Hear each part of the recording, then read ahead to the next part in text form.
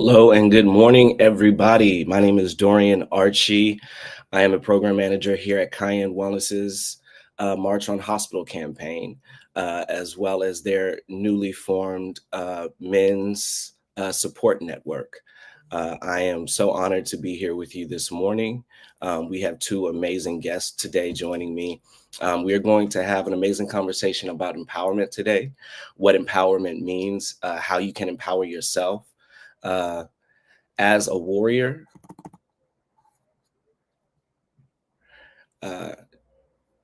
and just how ways that you as a warrior and as a male warrior can continue to empower yourself as you navigate this illness. It did look like somebody said they can't hear me. And oh, I cannot hear you. Right. No, it does not. It does not appear that we can hear you. Can you guys hear me? Yes, I can hear you. Okay. Well, with that being said, since you can hear me and since you're already up on the screen, Brother James, would you like to go ahead and introduce yourself? Yeah, my name is Noah James. I'm from the Bay Area. I have sickle beta thalassemia, and I'm really excited to be here with Cayenne Wellness Center. I think the last time I checked in with you all was at the conference that we just passed. In September. I just passed, yeah. So really excited to catch up and to see how y'all doing. Awesome. Thank you so much for being here with us this morning, brother. Let's see if we can get Devon in here. Devon, how's your mic looking?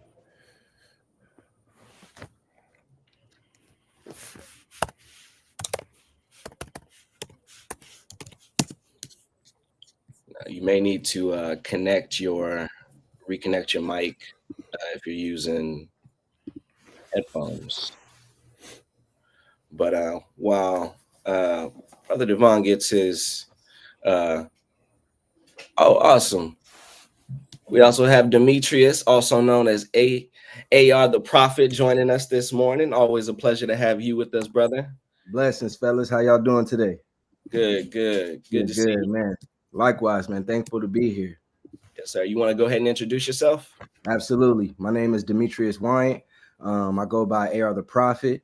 I'm a sickle cell warrior, genotype SS, 37 years of age, residing in Orlando, Florida, and all things in the name of sickle cell, baby. Yes, sir. The name of sickle cell. If you haven't heard the song, go check it out. Go check out the album. I just dropped a new sickle cell holiday album that just dropped November 1st. Special. It's out everywhere. A sickle cell holiday album, man. It's so special. Man, y'all check that out wherever you stream music at. Truly special. Yes, sir. Yes, sir. Well, awesome. I don't even know if I actually said I'm a warrior myself. Sickle cell SS, originally from Houston, Texas, graduate of Howard University, here working with Cayenne now. They have empowered us as males to take this show and to run with it. One of the, I think, things that's lacking in our community is a really strong male voice. I think you can see it when we see our conferences and our summits. They are heavily female led, and oftentimes there aren't spaces for us as men, as male warriors, to truly come together and converse like this, especially around something like empowerment. So today, I really just want to have a very open, candid conversation with you brothers on the needs of the male warrior, what you feel this community and us as men really need and are lacking. And I think maybe even just starting off with a question of what does empowerment look like or mean to you? And if you want to start, do you prefer Noah or James? I know she introduced. It doesn't matter. I went to a military school, so I'll respond to both. Okay, all right. You a brat, or you just went to military school? Just went to military school. I'm a big Army family. But if you wanna start with that question, feel free to take it away. Okay. Empowerment for me means um it's a broad term, but it means being respected, being heard, being equipped, being able to utilize your voice, but also uh, impact the community and serve the community, especially like in hospital settings for us, where oftentimes we are stripped of our respect and our worth on site.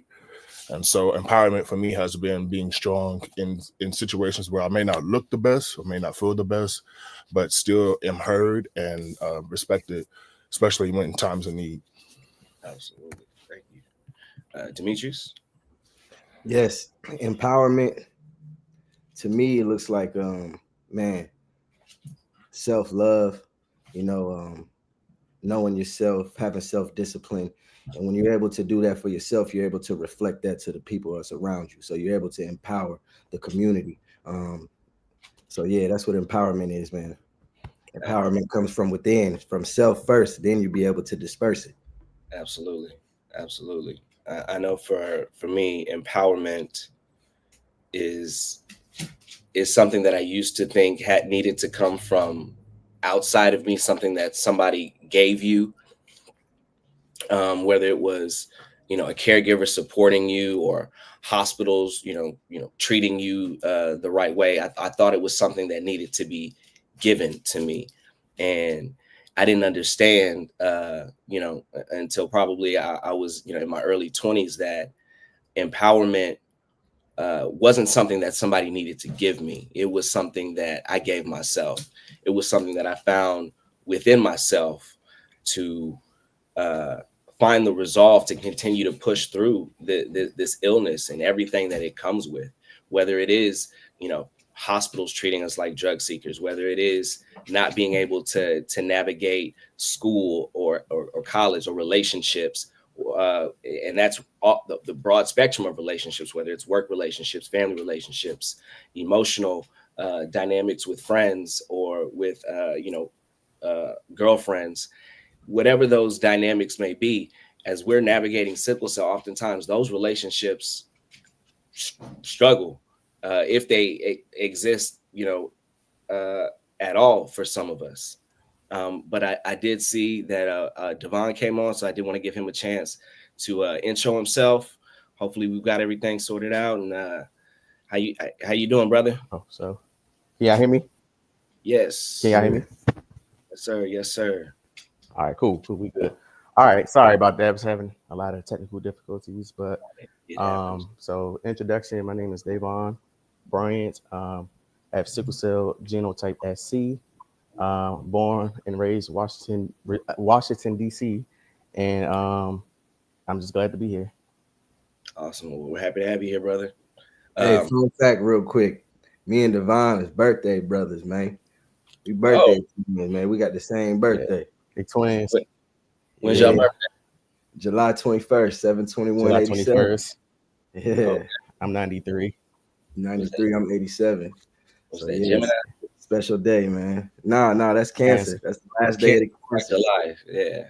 Yeah, the lion-hearted cancers. Yeah. Y'all right on the cusp. Yeah. Almost Leos. Yeah. That's what's up. So Devon, we were just talking about what empowerment means to us. So if you want to just, tell us what you think empowerment means to you, and that can be in any context. All right. I would say I'm pretty sure the other gentleman mentioned this, but I think resilience comes to mind, and um, basically also having that mindset of just, even though we don't might not feel the best all the time, we still got to push through. That's why we're called sickle cell warriors. Um, so yeah, that's what my definition is. Awesome. Awesome. Well, like I said, I want to keep it real candid and real open. Okay. What what would you guys say? And anybody feel free to just jump in here. That as as males in this community, um, where we can start to, I guess, find a bigger voice or have a bigger voice within this community? What are some ways that you think that we as brothers, as a community, can start building that and creating that? And anybody, feel free to jump in. Okay. Well, for me, I'm fairly new to learning again more about sickle cell. Even though I was born with this disease, um, I think for me it starts with having conversations like this with other male warriors, because I'm sure y'all could probably attest to this. I always felt like I was the only person that had sickle cell. I'm the only one in my family that have sickle cell. I did have an uncle, but he passed away. And again, that was a huge age gap. So I think again, it starts with, like I said, communities, like reaching out, finding other brothers, and yeah, that's how we start. And of course, we can use social media for that. Absolutely. Demetrius, you said something earlier about self-love that I actually had planned to touch on, because I feel like that's something, kind of like what I was saying about the empowerment, and feeling like it was something that I thought, the community or the hospitals or family, it was their job to empower me. I'm the sick one. Y'all should be empowering me. Y'all should be strengthening me. Um, and it was through self-love and understanding that while I have sickle cell and it may be beating me down, beating me to a pulp every single day, having these silent battles that nobody's seeing, because as a man, I don't want to seem weak. I don't want everybody to know that it's every single day I'm feeling this pain. It's not just the big crises that take me out and put me in the hospital, but every single day I'm staring down the barrel of sickle cell in some kind of way. But through understanding that this disease is tempering me, making me stronger, it's my furnace, um, that in loving myself the best way I could, and it's an ongoing, continual process of self love. Um, I think that's why we need spaces like this, so that brothers can hear those kinds of things. But I wanted you to just touch on some ways that you feel like self love has, or through self love, you've been able to conquer the challenges or find the triumphs as you dealt with sickle cell. All right. I want to touch on that last question as well, and I'm gonna get to this one as well, the self-love. But what I've learned in this advocacy space when it comes to the men is that it's not easy for a man to be able to articulate his struggles and his trials and the things that he deals with on an everyday pain wise with sickle cell and the things that he goes through at home with his family, and you know being able to provide and lead and work and pay bills, and you know what I'm saying. So what I've learned in this space is that yes, the male presence is small when it comes to being vocal, but the males that are vocal are making an impact. I've also learned that advocacy on a community level is not for everybody. Um, Advocacy for self should be for every warrior. They should know how to articulate and advocate for themselves when it comes to their illness and being in a hospital situation and professional situation with their colleagues, friends, whoever. You should know how to advocate. If anything was to happen for you, people around but it's not for everybody to be able to get on that stage, get on panels, log in on time like this and share their story. For a lot of people, they look at sickle cell as a burden. It's only a very few of us that's the chosen one. Very few are called. So it's like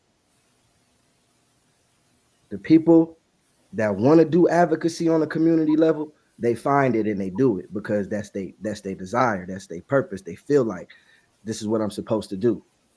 For the people that live with it and it's not so boisterous from a man perspective, that's okay too. But as long as you taking care of yourself, my main thing is, man, take care of yourself and know how to advocate for yourself in them emergency settings. If anything else, you don't gotta be. Everybody's not punctual and articulate to grab a microphone and talk about their pain. They wouldn't even know where to start. It's a real art within articulating yourself within a certain time frame that you have.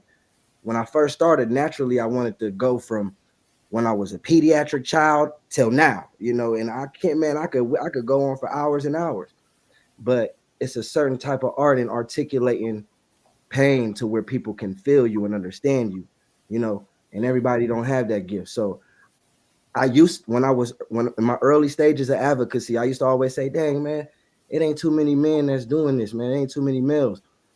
I had to get outside of that thought because if it's me, if I'm doing it and I'm showing up and I'm called and I'm doing what I'm supposed to do in the name of sickle cell and being the example, that's all it don't need to be too many of me. It don't need to be too many of us. You know what I'm saying? Not saying that it's on me. I'm just saying from a broad perspective of us. It don't have to be so many. It just need to be the people that's in their state doing what they supposed to do, making it known on the front line, handling and pushing. And for the other peoples that see us and be like, man, okay, he's the example. I can mold off of him because he living right. He doing that. And the education that we put out to them through channels like this, through being on panels at conferences, they see that, man. Trust me. It don't fall on deaf ears. They hear that. They see that how us brothers is living, how we speaking out. A lot of them wish they could articulate how we do. A lot of them wish they can get on panels and talk about their pain and make it sound, you know what I'm saying? And that's okay, brother, that you can't. If you can't, whoever should be listening to this right now, you don't have to, man. Just advocate for yourself and live your best life with sickle cell, man. Don't let this illness cripple you because it's a certain type of career path that comes with advocacy, and everybody don't want to take that career path.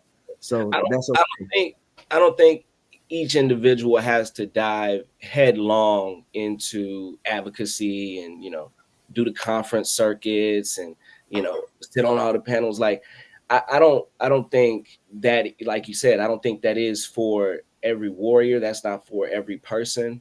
And like you said, a lot of males really struggle with articulating this pain thing, what it it comes with, what it feels like, and especially we struggle with just conveying it to our families, Right. let alone to you know uh, a larger community uh, of doctors and nurses and caregivers and just the community at large who largely still don't understand sickle cell. Um, but like you said, I know from the time that I was a kid to now, like I have seen a, I mean, end over end increase in the males taking part in these spaces. And I'm honored to uh, honestly be sitting here moderating something around male empowerment because just a few years ago, like this wouldn't even been a thought in a lot of people's minds. Like let's give the men a space where they can really talk, engage, support, and empower each other in a real way, because so many men don't know how to utilize their voice to just talk about their problems, because the stigmas that have been placed on us, because the world is beating us down as black men already, and then to be black men with sickle cell disease and to still have to navigate everything that comes with that, as well as being a black man. It's almost incomprehensible to ask every brother to be on that stage with that mic, to be that person. But like you said, advocating for yourself, finding whether it's self-love, the support network you need, the encouragement to find your voice, whatever it is for you. And I want to invite the Devon and Noah to jump in here and offer their insights on uh, where where you feel self-love for yourself has impacted your journey, or if you're still on that journey yourself of what self-love looks like to you as a male warrior. So for me, I would say now self love looks more like Demetrius mentioned is taking care of yourself. So for me, I started working out almost 4 years ago, and I feel like a nice new night and day person. Like, because again, they will always say, "Oh, you can't work out and this and that." But once I started actually doing it little by little, I started feeling better, not just physically, but also mentally and emotionally. Um, so yeah, that's what self love looks like for me. Like I said, just take care of your physical, mental, and emotional overall. Man, yeah. Um, I want to jump in a little deeper about what y'all was talking about and like growing up. I think for me, um, I discovered things the older I got that my illness caused. So like when I was 6, I would learn that I was deaf in my right ear because of sickle cell.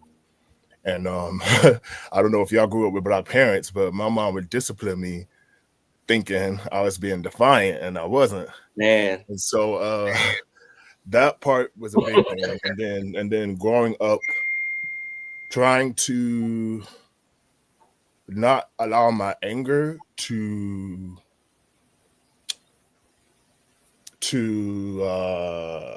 block me from getting the message that I need to get across to people, whether that's with family, hospital, friendships. Because oftentimes, especially when you're in pain, you don't feel like doing anything. You don't feel like talking. Sometimes you don't feel like sharing. And I think in emotions and pain, and that's vulnerability for a lot of people on a regular basis. And some people go through the world without having to articulate that. And I think we have an edge to ourselves to where we speak to things in ways that people usually don't. And when I was listening to y'all, I think for me, one of the things that I was thinking about in self love is that I've had to be comfortable being in between spaces, like being both black and deaf, being both black and tall, and being having sickle cell, but not necessarily being uh active, being active to the point where I can like dance, do yoga, play every sport. But after I run in rugby, after I make that first goal, I'm gonna need me a good 10-minute break. So just finding those spaces to where you could thrive, but also not feel like you're crippled. I think that's been my main thing as I grow with families and then friendships. And I'll just say one more thing real quick. For me, advocacy for me has been allowing my life to be the sacrifice so that other people coming up, like the young people, the people in hospital settings, the generation that have sickle cell younger than us can not have to face a lot of the opposition that I face. I know my hospital didn't have a transitional program for youth to young adult, Oh, let yeah. alone any type of camp or any type of anything for us black and brown folks. And so I had to be the one to be like, listen, y'all lacking here. Like, y'all ain't doing y'all jobs. I had to be the one to check the doctor and be like, rightfully so. Like, I know you got your degree, but this is my body. I know what works. I know what don't work. And so I found that like I faced a lot of opposition in that way, and racism and discrimination that I've had to quickly shift and change and adapt. I think as men, that's something that's uncomfortable too. So most men like things to be consistent and the same, but Yeah. to change rapidly and regularly is a burden, and can be heavy. But once you endure that and you come out of that and you grow to be comfortable with change, I started dressing up when I go to the ER just so they could think that I'm not poor. Like I like Yeah. give me the care that I need because I look rich. And now they've changed the things now to where sickle cell, at least in California, you can come into the hospital setting and then, you don't have to wait as long. But there are times I have to wait 4 hours, 6 hours. Yeah. And those were settings that pissed me off. And people would be afraid of me just because I looked mad. So those are some of the things that I faced that were just kind of like hard to endure alone. And so empowerment and self-love connected me to other warriors through social media, of course, but it kind of charged me to want to be connected to folks because I felt like my story was just too othered. in ways that most folks just didn't have to deal with. Mm. Mm. Yeah, I can definitely I can't understand what it would be like to have that other dynamic on top of all those dynamics as well. But I think we can all relate to, again, just having to navigate being Black men, having to navigate being warriors, having to navigate all these different hats that we're expected to wear as men, as providers, protectors, as all of these different things that we're expected to be. Um, while also dealing with this, not wanting to be that burden. I'm really glad that you touched on that, because I know as men, a lot of times that's the last thing we want to be to somebody. We're supposed to be the providers, the protectors, and then as Black men, we're already lauded as this kind of like peak of prowess, sexual prowess, physique prowess, all of these things, whether it's in media, television, like, socially, we're expected to uphold a certain image. And when you can't meet that because your body isn't letting you, because you mentally, physically, emotionally just aren't equipped with it, haven't been equipped with it, um, because you've been navigating this or navigating that. What are some ways that you've overcome that feeling, that notion of not wanting to be that burden on your family, not wanting to be that burden on your friends, uh, not being able to talk about what we're talking about now here in this space? Because I know for me, at least, it it took it took time. Like, I've always been a good speaker. Like, I could always talk good, but that didn't mean I was able to adequately convey my emotions, or my pain, my anguish, my heartache, all of those things. And a lot of times, especially when dealing with this sickle cell, it would just come out as anger. It would just come out in ways that I didn't even realize that's what it was. That took a level of emotional maturity for me to get there and realize, like, oh wow, like, because I'm not talking about my pain, because I'm not talking about what I'm dealing with, because I'm not, sharing with anybody what it is I'm actually going through. It's now manifesting itself in all of these really, really jacked up ways in my life. What are some ways for you guys that y'all have come to terms with that, overcome that, uh, navigated that, and if you're still, navigating that, just how you're doing it? And that question is for anybody that is open to jumping in there. I got you. I think for me, it's being honest, similar to what Demetrius was saying. That it's a self awareness and a trust in your relationship with the Most High, with God, with whatever you choose. And I think that thing right there anchors you enough to have a voice, and to be sensitive enough to listen first and then speak.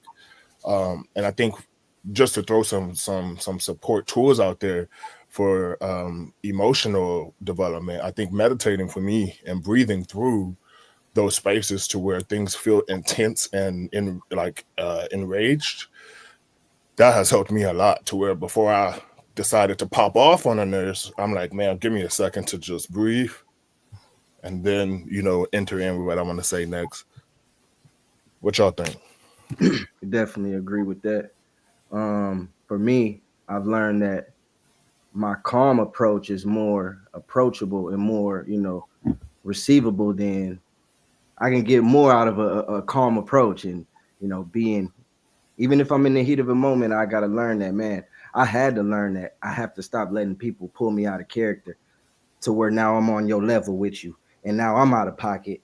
Now Mhm. I'm stressed. Now I'm feeling a certain way that I gotta, so I had to learn, man. And that comes with growth, man. Humility, like being allowing yourself to be humiliated, because okay, so what? In that moment, you know what I'm saying? It's all in a moment, man. You got to learn how to be the bigger person within the moment, and I don't. And being the bigger person don't. It's not between who and whatever you're going in the situation right now. Being the bigger person in the moment is within yourself, because our biggest challenge is within ourselves. It's up to you on how you react to each situation that you put in. You know what I'm saying? So how you respond to each situation that you put in. Sometimes we hear things and we hear it in a defense mode. We get defensive because it hit us the wrong way. But if we would just sit with it for a second and think about it, then we could probably see it from the way that the deliverer was, the person that was giving it was delivering it. Um, Everybody ain't meant to say things that's gonna hurt you, do things that's gonna hurt you. Some things is for your growth, for your empowerment. Some people are just simply the messenger, and we got to learn to just accept the message on how it is and however we feeling in that moment, when we got to be have self-discipline to check ourselves and just be the bigger person. So that's allowed me, man. That all comes with growth. I had a lot of time with myself being in them hospitals alone, piggybacking off what my man said. He said when you in there alone, it's different. Mhm. It is. So I had a lot of time to think. So um, I never wanted to put myself in a position to where I gotta be fighting the court system or the law. You understand what I'm saying? Because I can't be sitting in nobody jail cell with sickle cell SS. That stress alone is too No, much. So yeah, when you think about it like that, it's like, bro, you got to check yourself. Ain't nothing worth you diving off the deep end for, man. It's either one thing, we're gonna get stressed to the point that we got to fight and throw down. Now we in the hospital, or we finna get locked up, and now we in a situation. So it's like, you know, just got to check yourself, and it ain't easy. It all comes with growth. yeah. For me, it was looking at intention. Like if I stopped, paused, and thought about intention, like did this person intend to hurt my feelings? Is this person intentionally trying to do harm to me? And a lot of times, even when it's the doctors and nurses, even though they may be doing harm to you by not giving you this, by not giving you the thing that you need, by not listening, um, a lot of times that's their ego. That's an issue within them.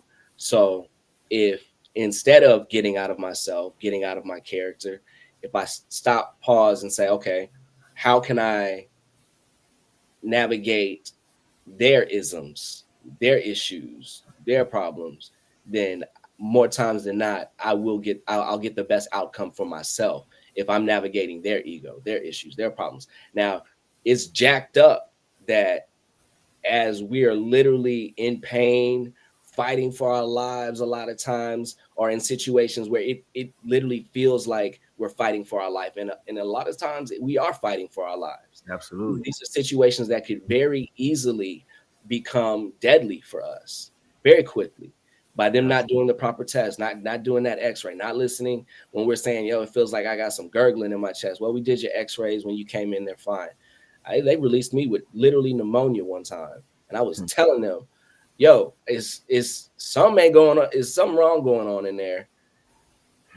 Anyway, that's a whole another story. But No, man, it's just gas. It's just yeah, gas. It's going past. right. Hey, It'll pass. We did your chest X-rays. You're fine. Nah, whole distended gallbladder, and y'all just no, you're okay.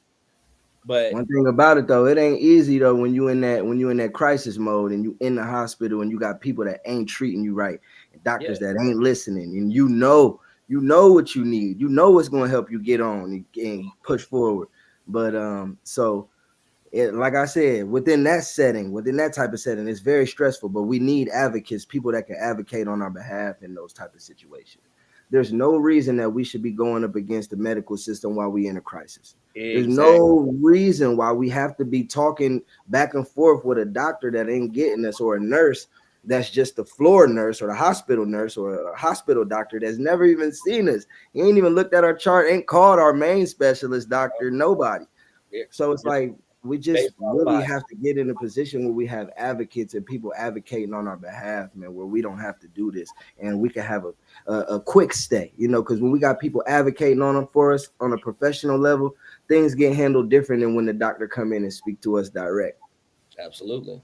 I feel like a lot of times it becomes very easy for us to just relegate ourselves to the process of dealing with the madness of that hospital. Like we just get jaded and used to it, and that's not okay either. Right. It's not enough to just okay. I know how to navigate these doctors, these nurses, or these situations, but it yet there's so many other warriors, and honestly, since coming into this advocacy space, hearing these stories that I hear so many more of them now. Before it's mine, maybe a few other close friends, from camp back in the day, whose stories I'm hearing, but to now hear hundreds and thousands of stories and warriors all echoing the same thing. We ain't all crazy. Come We ain't on, we ain't all drug, come high on, man.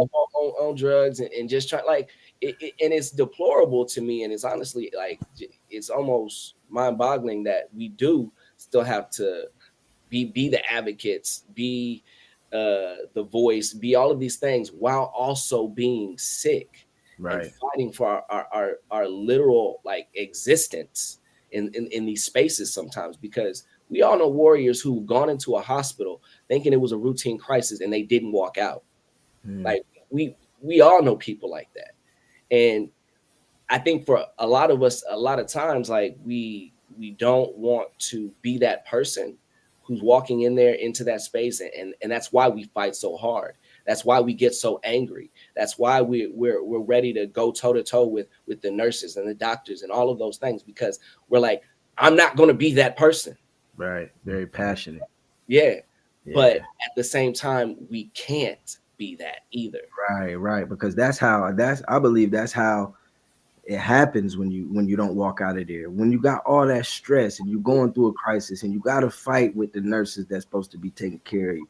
Man, you know how much stress that is as a person that's sick, to feel like, damn, I'm in here for these many days and these people just don't got no type of care for me. Like no bedside mannerisms, no, when they walk through the door, they ain't even right. Like they acting like I'm in here on vacation, you know. So it's like that could be very stressful for people, man. Yeah. Especially if it's a routine thing for you too, you know. Like a lot of warriors, it's hard, man, to get on a routine to where you really know yourself with sickle cell. And I really believe, I know I'm getting a little left hand with this one, but you have to know yourself with sickle cell so you can stay out of them folk way. Hmm. That's my main thing. Take Yeah. care of yourself the right way. Learn yourself with sickle cell. Learn your triggers. Learn what things that you're putting inside your body that's causing your body to have a crisis, and stop doing that so you can stay out of these people's way, so you don't got to worry about fighting the system. So you ain't got to be stressed.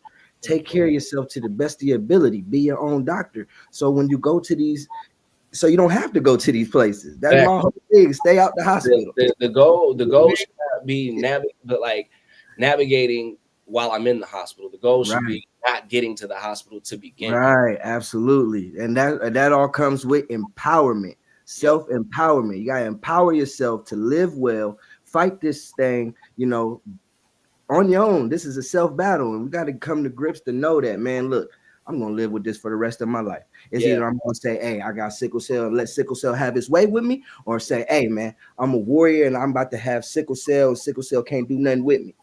Yeah. So It's either going to define your life for you, or yeah, you can define it in your life. most definite. And Devon, I want to invite you into the conversation because you talked about working out earlier and being in the gym. And a lot of warriors I know, myself included, have struggled with finding out how to get into the gym, in finding that routine in the gym, uh, so that they can start doing those things, so that they can start I'm taking. bedside, no gym, calisthenics, real Man, quick. I was just about to say, That's all man, you need. make me go get my. Come on, man. That's all you need. And I got the elastic band. I'm with the elastic band. I ain't doing nothing heavy, nothing crazy. I'm just getting my heart pumping and staying in shape. Let's go, man. Let's go. That's all you need. Calisthenics all day. Workouts with just that dumbbell right there, man. Yeah, Yeah. absolutely. And I stay out of the gym because I overexert myself when I go to the gym. yeah, Naturally, as a man, you walk in the gym and you like, oh, I'm finna touch everything in here. Every machine got to get touched. yeah, And by the time you walk out, you're overexerted. You didn't use muscles that you never used. You didn't try to keep up with the homies and do 3 sets of 10 of everything. And bro, like we not built like that. And once you start understanding that, all you really need is about a good 50 push-ups a day. You know what I'm yeah. saying? A couple squats, couple curls, get that Calisthenics, heart man. beating, do some walking. Man, you be golden, man. I'm telling you. But Devon, how have you been able to get into the gym, find that space and that routine for yourself?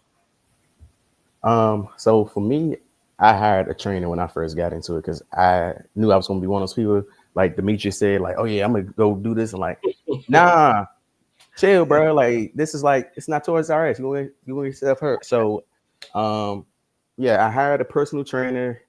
He got me in shape, but like I said, really, you like y'all said, y'all don't even need like a lot because most of it is like your diet, like what you put into your body, like he said as well. Like I lost like probably good amount of my weight just by changing my eating habits in addition to exercise. But yeah, like you don't need much, you know.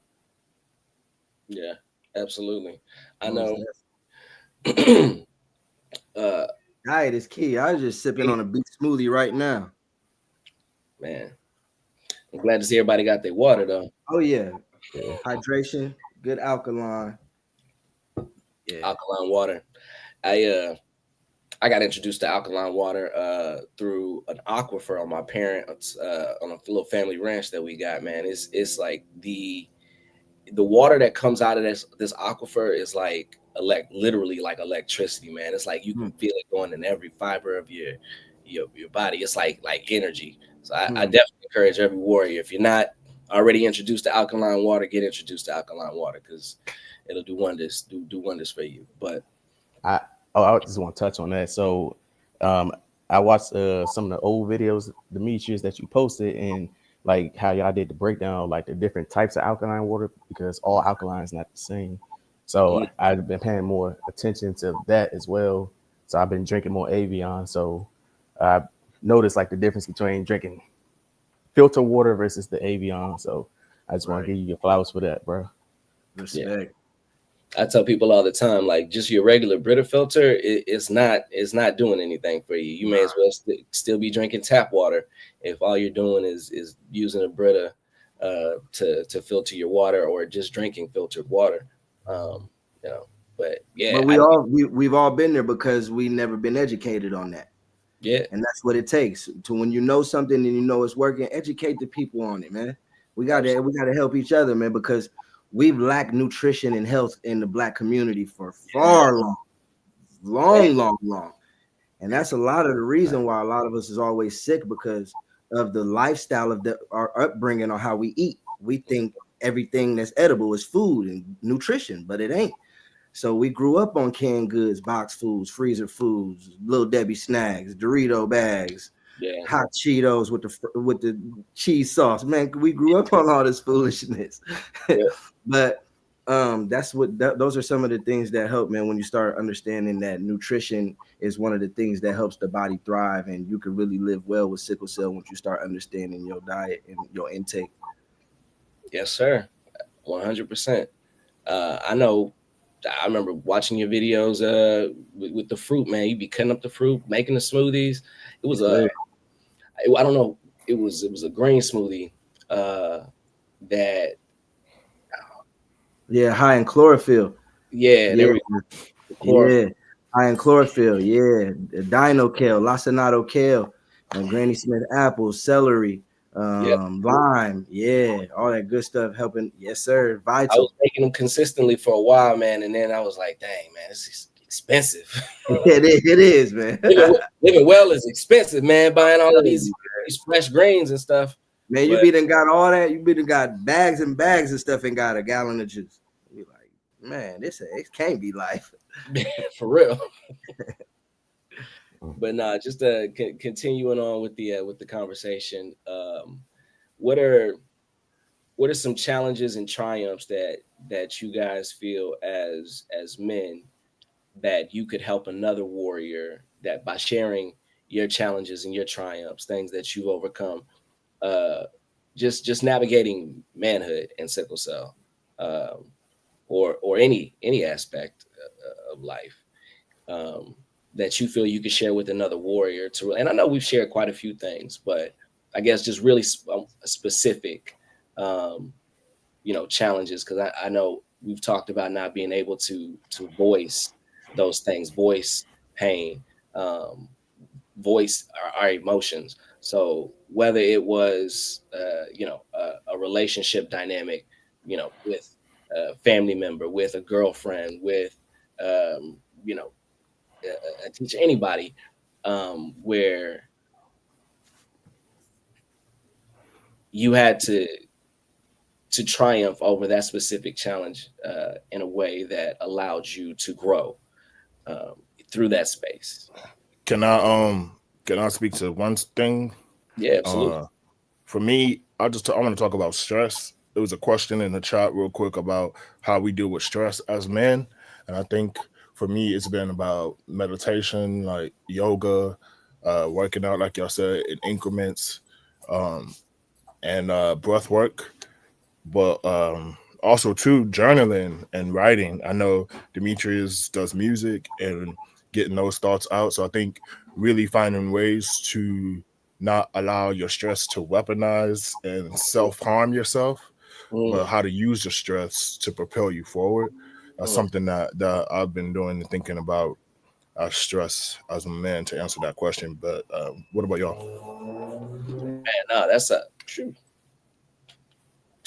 very, Absolutely. very low. I, I I know for me something new that I've been doing, stretching, because again, like we hold like so much tension, and then when we are in a crisis, it's just basically our blood cells are getting clumped up, so they like getting tightened. So I just been stretching like just every night, trying to before I go to bed, and I feel like yeah, that's very important, like getting that blood flowing. Percent. For sure. For me, um, talk. Man, you gotta find you a warrior that you could talk with. You gotta find you a homie friend that you can really talk with that understands because this life ain't easy.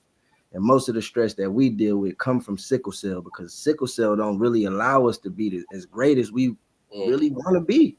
You yeah, know, so a lot of our stress we get tripped up with sickle cell not being able to be the greatest we could be. So man, just having that person that you could talk to about the life that understands that that goes through it, that goes through the same things and the same struggles that you face, is always good to have. Man, I got some homies that got sickle cell. We talk. It's very therapeutic. This type of conversation right here, this help with stress. This is very therapeutic right here. And this right here is like counseling session for men. We need these right here. We need these conversations and these talks. Another thing for me, I know as well. I go for walks. I'm out walking, try to clear my mind. Also, cannabis, man. I utilize cannabis, but it's really because it's a natural stress reliever. Yeah. Um, uh, yeah, and just making sure, man, that I'm talking, not always holding this stuff in because it has to be therapeutic to where you're releasing it and not bottling it up because we deal with so much in this life of ours. So just making sure you have somebody to talk with. yeah. You literally took the words right out of my mouth, brother, for real. Because therapy is what I was going to say. I think a lot of times uh, those stressors often lead us into depression. Like we don't even realize how that these stressors led to the anxiety that led to the depression, and then and then that depression led to the crisis, and next thing you know, we're in this revolving door that we can't get out of. One thing is just feeding the other thing. Stress is feeding the anxiety is feeding the depression is feeding the pain, and we're just trapped in this cycle, and we don't know how to break out of it. And honestly, I think for a lot of us, like therapy in many of our homes was treated as if like that's a taboo thing. We don't, family problems, those issues. We keep that in house. That's white folk problems. And therapy was viewed through a lens of you know something that we don't do as Black folk. And a Good lot, times about therapy. yeah, Martin, Chevy Fox show. right. A lot of time, but and then through that, like laughing at our pain, a lot of times we Right. turn our humor. We use humor to hide or magnify our pain in a way so that it's palatable, so that we can come to terms with it. And you're right, for a lot of Black folk, that was their therapy. But at the end of the day, they still weren't talking about Right. their problems and the issues and the things that were essentially slowly destroying them. And you got to think what stress, look at what stress does to completely healthy, normal people. Have Right. complete breakdowns, Right. completely destroying their body, from to ulcers to heart attacks. I mean, all the things that stress can do to a completely normal, healthy person.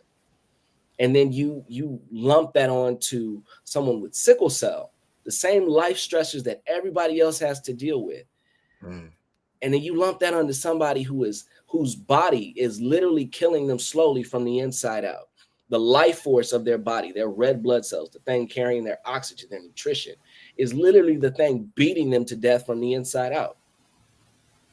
How do you cope with all of that and still deal with all of that pain and think that a person's going to be okay? But yet oftentimes, like, whether as Black men, it's kind of just buck up, deal with it, man up, those are the things that we're kind of trained to be. I gotta buck up, I can't talk about this, I gotta Right. just, nobody wants to hear it. So I'm glad you touched on, like, if therapy is still one of those things that's so taboo for you, like you can't see yourself walking into that therapist's office. I mean, you can do it right in your home nowadays via Zoom, over the phone. Yeah, I was just gonna say, shout out to Kaya and Wellness. I've Yeah. been in therapy all my life, but this year I learned about therapy through Kaya and Wellness for sickle cell specific therapy because that's a real thing. Mhm. And I'm gonna say to the young people, get connected with a sickle cell organization, or if you're in Cali or wherever you are, tap in Kaya Wellness. There's resources for therapy where it doesn't have to cost you anything, and it's there for you to utilize. If you don't take advantage of the resource, then you essentially just keeping yourself in a depressive state. Uh, so thank you for saying that, Jay, because I just, that's all I kept thinking about was that, yeah, there's therapy, yeah, there's marriage counseling, yeah, there's specific types of therapy, but there's not really therapy for folks who have sickle cell and other disabilities because that lens is very specific. So yeah. Yeah, absolutely. Because I was even going to say, finding a therapist that actually understands and gets you. It took me going to a few of them before I found one that really got it, that it clicked with, and it was honestly, was a therapist who also had a disability themselves. Um, they were dealing with where they were just going blind as time went on. They were just going more and more blind, which is very different from sickle cell. But still, as someone with a disability themselves, they could relate in a way that other therapists I had talked to just couldn't understand why I'm having these issues with my family, why I'm not getting along with my sisters, why I'm having issues in school, why essentially I'm just angry all the time. Um, so I would encourage it to anybody listening who maybe tried therapy that one time and it just thinks it just didn't work out. That's not uncommon, but don't give up on therapy simply because you haven't found the right therapist. Well, But how did you seek those therapists out? Did you just Google them, search for them? So word of mouth, the therapist that I ultimately found, and it was again just being open to talking with other warriors about what I was dealing with, and through being just willing to talk, they were like, well, hey, they themselves, and funny enough, they had been with that therapist for years, and we had never had that conversation about it because I think so many of us are still thinking it was taboo. I don't want people to know I'm in therapy, but with me opening up, that allowed them to open up, and then now, boom! Now I have this amazing therapist. That's You know, through. you you'd be But amazed how many people will be like it's crazy how the crowd changes when mhm, when you got that one person that opened up about something, and these people know that they're against it, but it's like, oh, you mhm, going to therapy? Oh, I need to go to therapy too. That's the thing. Say who you talk. And then you got to, on one day they that way, and then on another they're like, man, I don't do no therapy, man. We don't do therapy. We don't get into none of that. But it's like, oh man, you going to therapy? So it's crazy how, you know what I'm saying? Just it really is in the day, depending on the mood that the people be in that day. Like you catch a person on a day this way, and then they are the completely opposite the next day. You know, they might love this soup this day, it's next day. Nah, I don't deal with that. So you never know what you're gonna get with dealing with people. So Man, yeah, man, therapy. that's a dynamic with sickle cell in general. I think a lot of times, and this is something I actually want to touch on, um, that day to day where who you get today may not be who you get tomorrow. Who you got this afternoon may not be who you have this evening if a crisis comes on.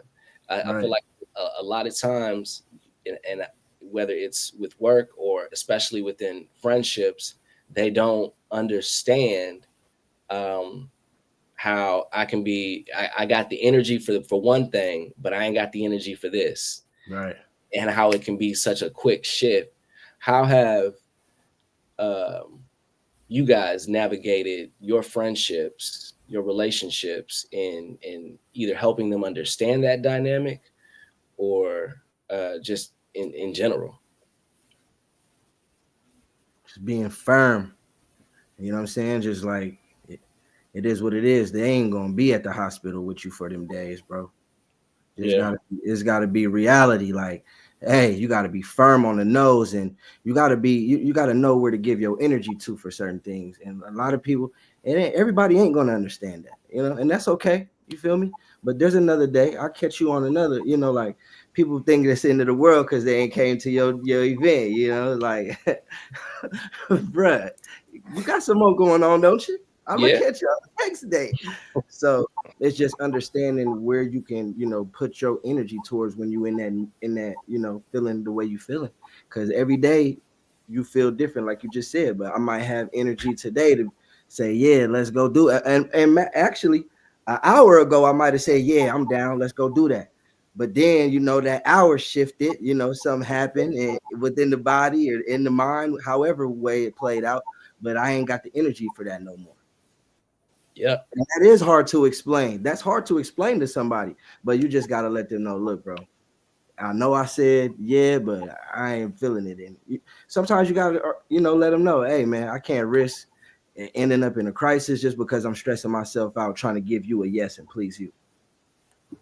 You know, like Yeah. I've learned how to be blunt and just stand firm with people because that's what it takes, man. You know, You I know, used to lie about it all the time and used to beat around the bush, but then that beat me up too. I'm stressed out about lying about it. Like, bruh, no. man, You know what I'm saying? Like, my mom used to tell me, and this is something I was just talking about last night, that for us, it's not what you say, it's how you say it. yeah, And even with my family, they told me they talk about empowerment and supportive settings and for family, but getting those support in work, having those people that you could turn to, that you could lean on, that could be your rock when you feel like you need something else to hold on to. I think that's important. But to the comment, my mom always say sometimes when you're in pain, you say stuff and it's sharp and it's insensitive. And while it may be true, while it may be honest, I want you to be very mindful of whether or not you are being offensive while you're in pain. And so, yeah, I was laughing at that you said that, Demetrius, because sometimes you can get in those work settings and you can just let everything just roll out that you've been wanting to say to these folks, man. and you can't do that because you got to keep your job. Uh, well, what you think? Devon? No. Yeah, I think. Uh, can y'all hear me? Can y'all hear me? Yeah, yeah, Can y'all hear me? yeah, we can yeah, hear you. Okay. No. Okay. Cool. No, I was gonna say like, yeah, to basically piggyback. Yeah. Sometimes when I be at work, I'm like, I don't want to be here, but um, yeah, it's just like you gotta always like, I guess, play like chess, think like 5 moves ahead. Because again, you can say the wrong thing and have like lasting, I guess, ramifications or consequences or whatever. Um, but I do want to touch on like the therapy part. I was grateful and blessed to have a mother who did take me to therapy once, when I was a child. Um, so I guess for me, I always like so off like for therapy as I got older. Um, so I was just want to say I was thankful for like a supportive mother like my mom, and yeah, definitely, y'all. Therapy is very, very important, and it's necessary whether you have sickle cell, whether you don't have sickle cell. Yes, but I'm glad it's actually starting to become more of a conversation around people going to therapy and seeking out that support that they need for their mental health. Yeah. So keep doing it. I want to touch on the question that we had earlier in terms of navigating therapy with family, and whether you share that with your family. Um, uh, yeah, I think it's important that you know I think just like I touched on earlier, it can be a taboo thing in a lot of Black households. It, and like the question said, it can be scary. You mentioned you're in therapy and people think, oh, is he crazy, is there something wrong with him, and you're worried about those notions. But if there is anybody that you should be able to share with, it should be your family, at least your spouse, your children, depending on the age, maybe. But that's your therapy journey is up to you. If you want to share it with your family, share it. If you want to keep that to yourself that you're in therapy, it's for you anyway. um, and now if there comes a time where your family needs therapy, um, then that's a conversation that you have as a family, of course. um, but you and your personal journey with therapy, it is your own. You don't have to share that with anybody if you don't want to or not comfortable with that. That's entirely up to you. But I do think sharing with a trusted somebody, like a spouse, significant other, that you're on that journey to healing in any kind of way. That way they can help support you in that journey. You can say, hey, like these are some things that I've been talking about to help me with this. It would be helpful, if you could be supportive of the things that I need in this space as I'm doing this, as I'm growing, as I'm learning, um, to better me, to heal me, whatever your therapy journey may be. But I didn't know if anybody else also wanted to tackle that question about, sharing with family, whether you're in therapy. I think I think there should be a whole family therapy session for people who have sickle cell. Yep. Like, especially because even if it's just one child, like the whole of the family, the caregiver, the people that's caring for you, helping out with you when helping out around the house when you go to the hospital, and your mom and your dad got to be there with you at all times. Like, this affects the whole family. So for I believe to say, just to say hide it from your family, or don't tell your family. I think if you got a good therapist, you should invite the whole family to therapy. We all need to talk about this, because there's some things that, you know speaking on my behalf, that when you leave the nest early, like I left my house at 17. So my folks didn't get to see my adulthood. They didn't get to see my struggles as an adult man that I had to battle with by myself, with Yeah. sickle cell, in these hospitals by myself with this illness.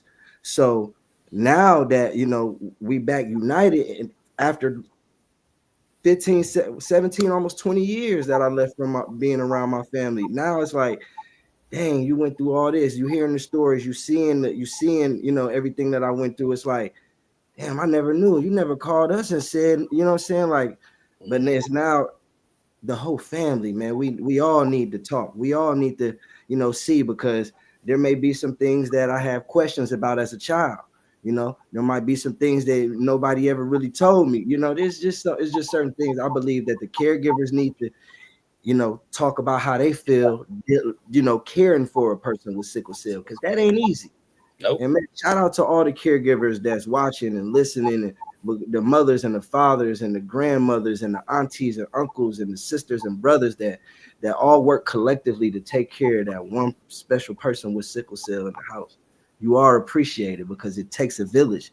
And with this illness, it's really shown that it really does take a village. It takes a support system. Yep. And if you have the family at home, man, carry them with you to therapy. It ain't gonna hurt nobody. We all need to have more therapy. I wish we would have had these therapy sessions when we was all younger. Yeah. This has been a part of the healthcare system where your child got sickle cell, this therapist, y'all got to talk to this therapy counselor. Yeah, so it's like we need that. We need those type of things, man. I think it should start at a very young age. Absolutely. Yeah. Just two things for me. I want to say shout out to my college students. I met a lot of college students at the last conference, and one of the classes I took was called Decolonizing Your Diet. And in the class, although it was a food class, it talked about how the stories and the lineage and your ancestry often has an influence on what you eat. And one of the assignments it asked us to interview our elders and our family. And I think that for me was therapeutic because it caused me to ask questions to my grandma, her sisters, her brothers, and learn not just their stories, but also like how they got to where they are and how they ultimately continue to live. I think for me, it allowed me to give them some of the tools that I learned through therapy, especially if you like grow up in a space that you may not have them funds for it. You could be the person to be the buffer when you are strong enough for folks. And it also allowed me to learn how other people in my family deal with grief. Since COVID, I've been dealing with grief just regularly, but grief in the sickle cell community. Like people I just met at the conference, some of them have passed away, and it's only been 2 months, and I'm still processing that grief.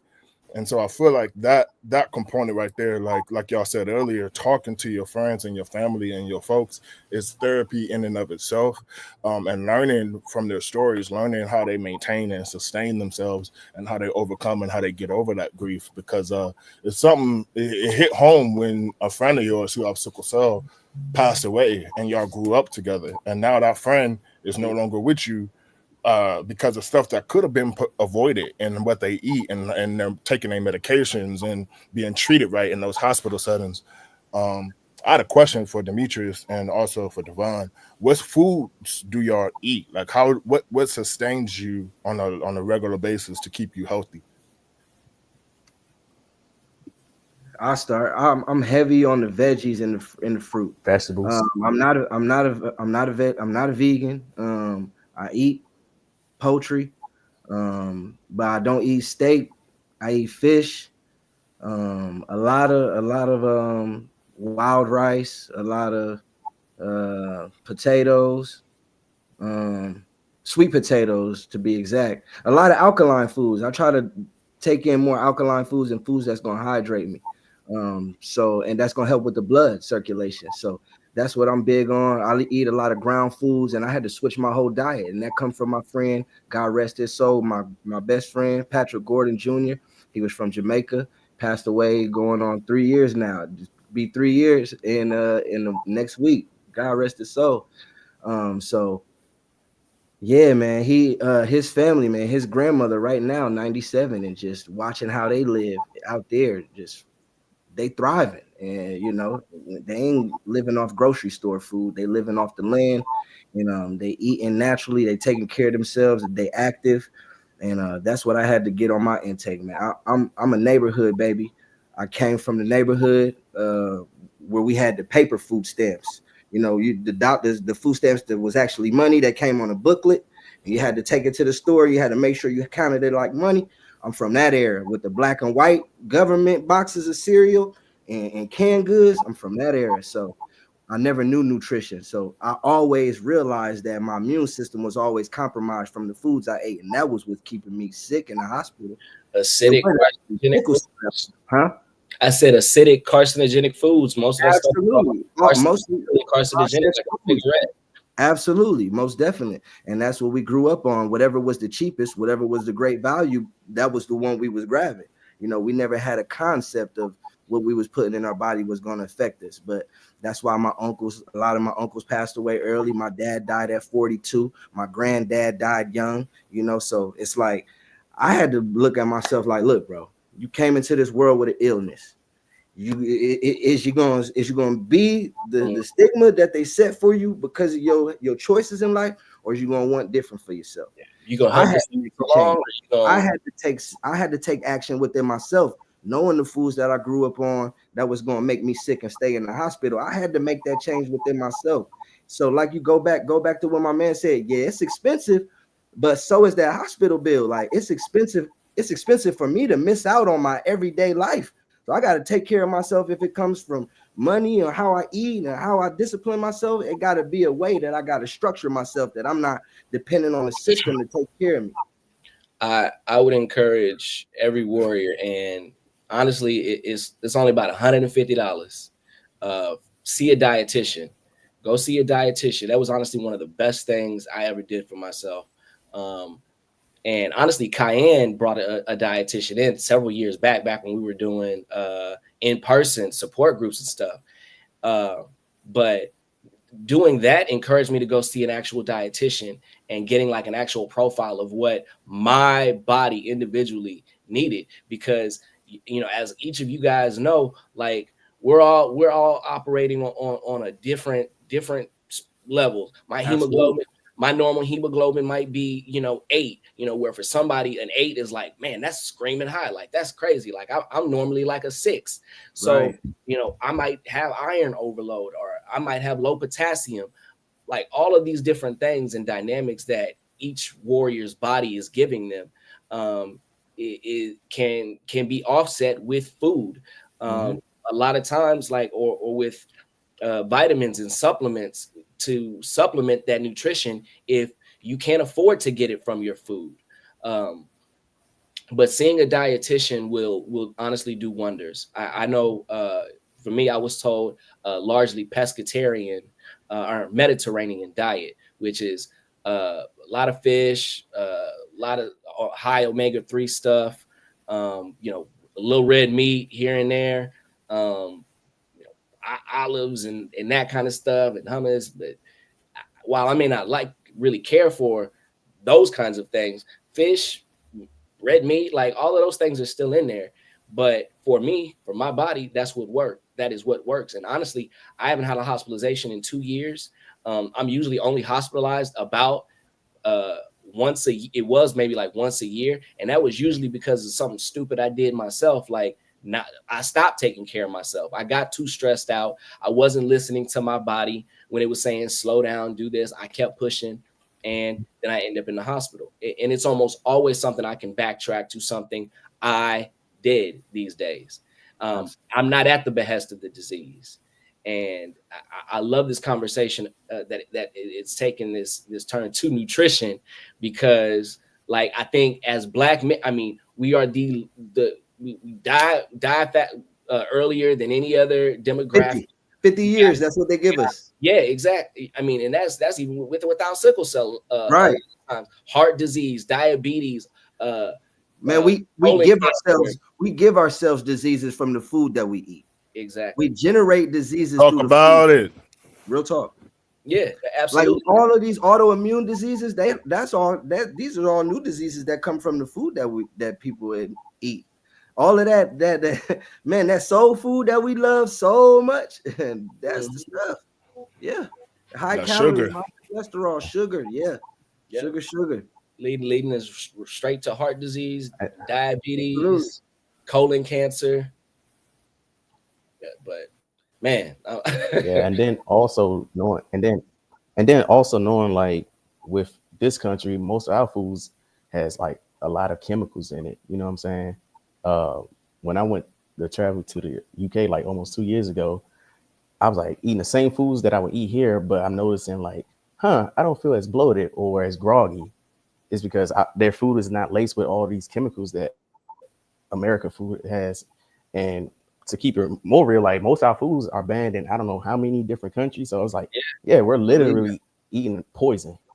yeah, you go All to times, McDonald's. at all times. If you walk into a grocery store and you're buying it out of the store, my brother. I mean, even if it's organic. I mean, I hate to say, but like, bro, who are we trusting? Where did this stuff come from? Okay. How long has it been on the truck? When did you get it? When did it get to the store? When did you unpackage it from the store? When did you put it out on the floor?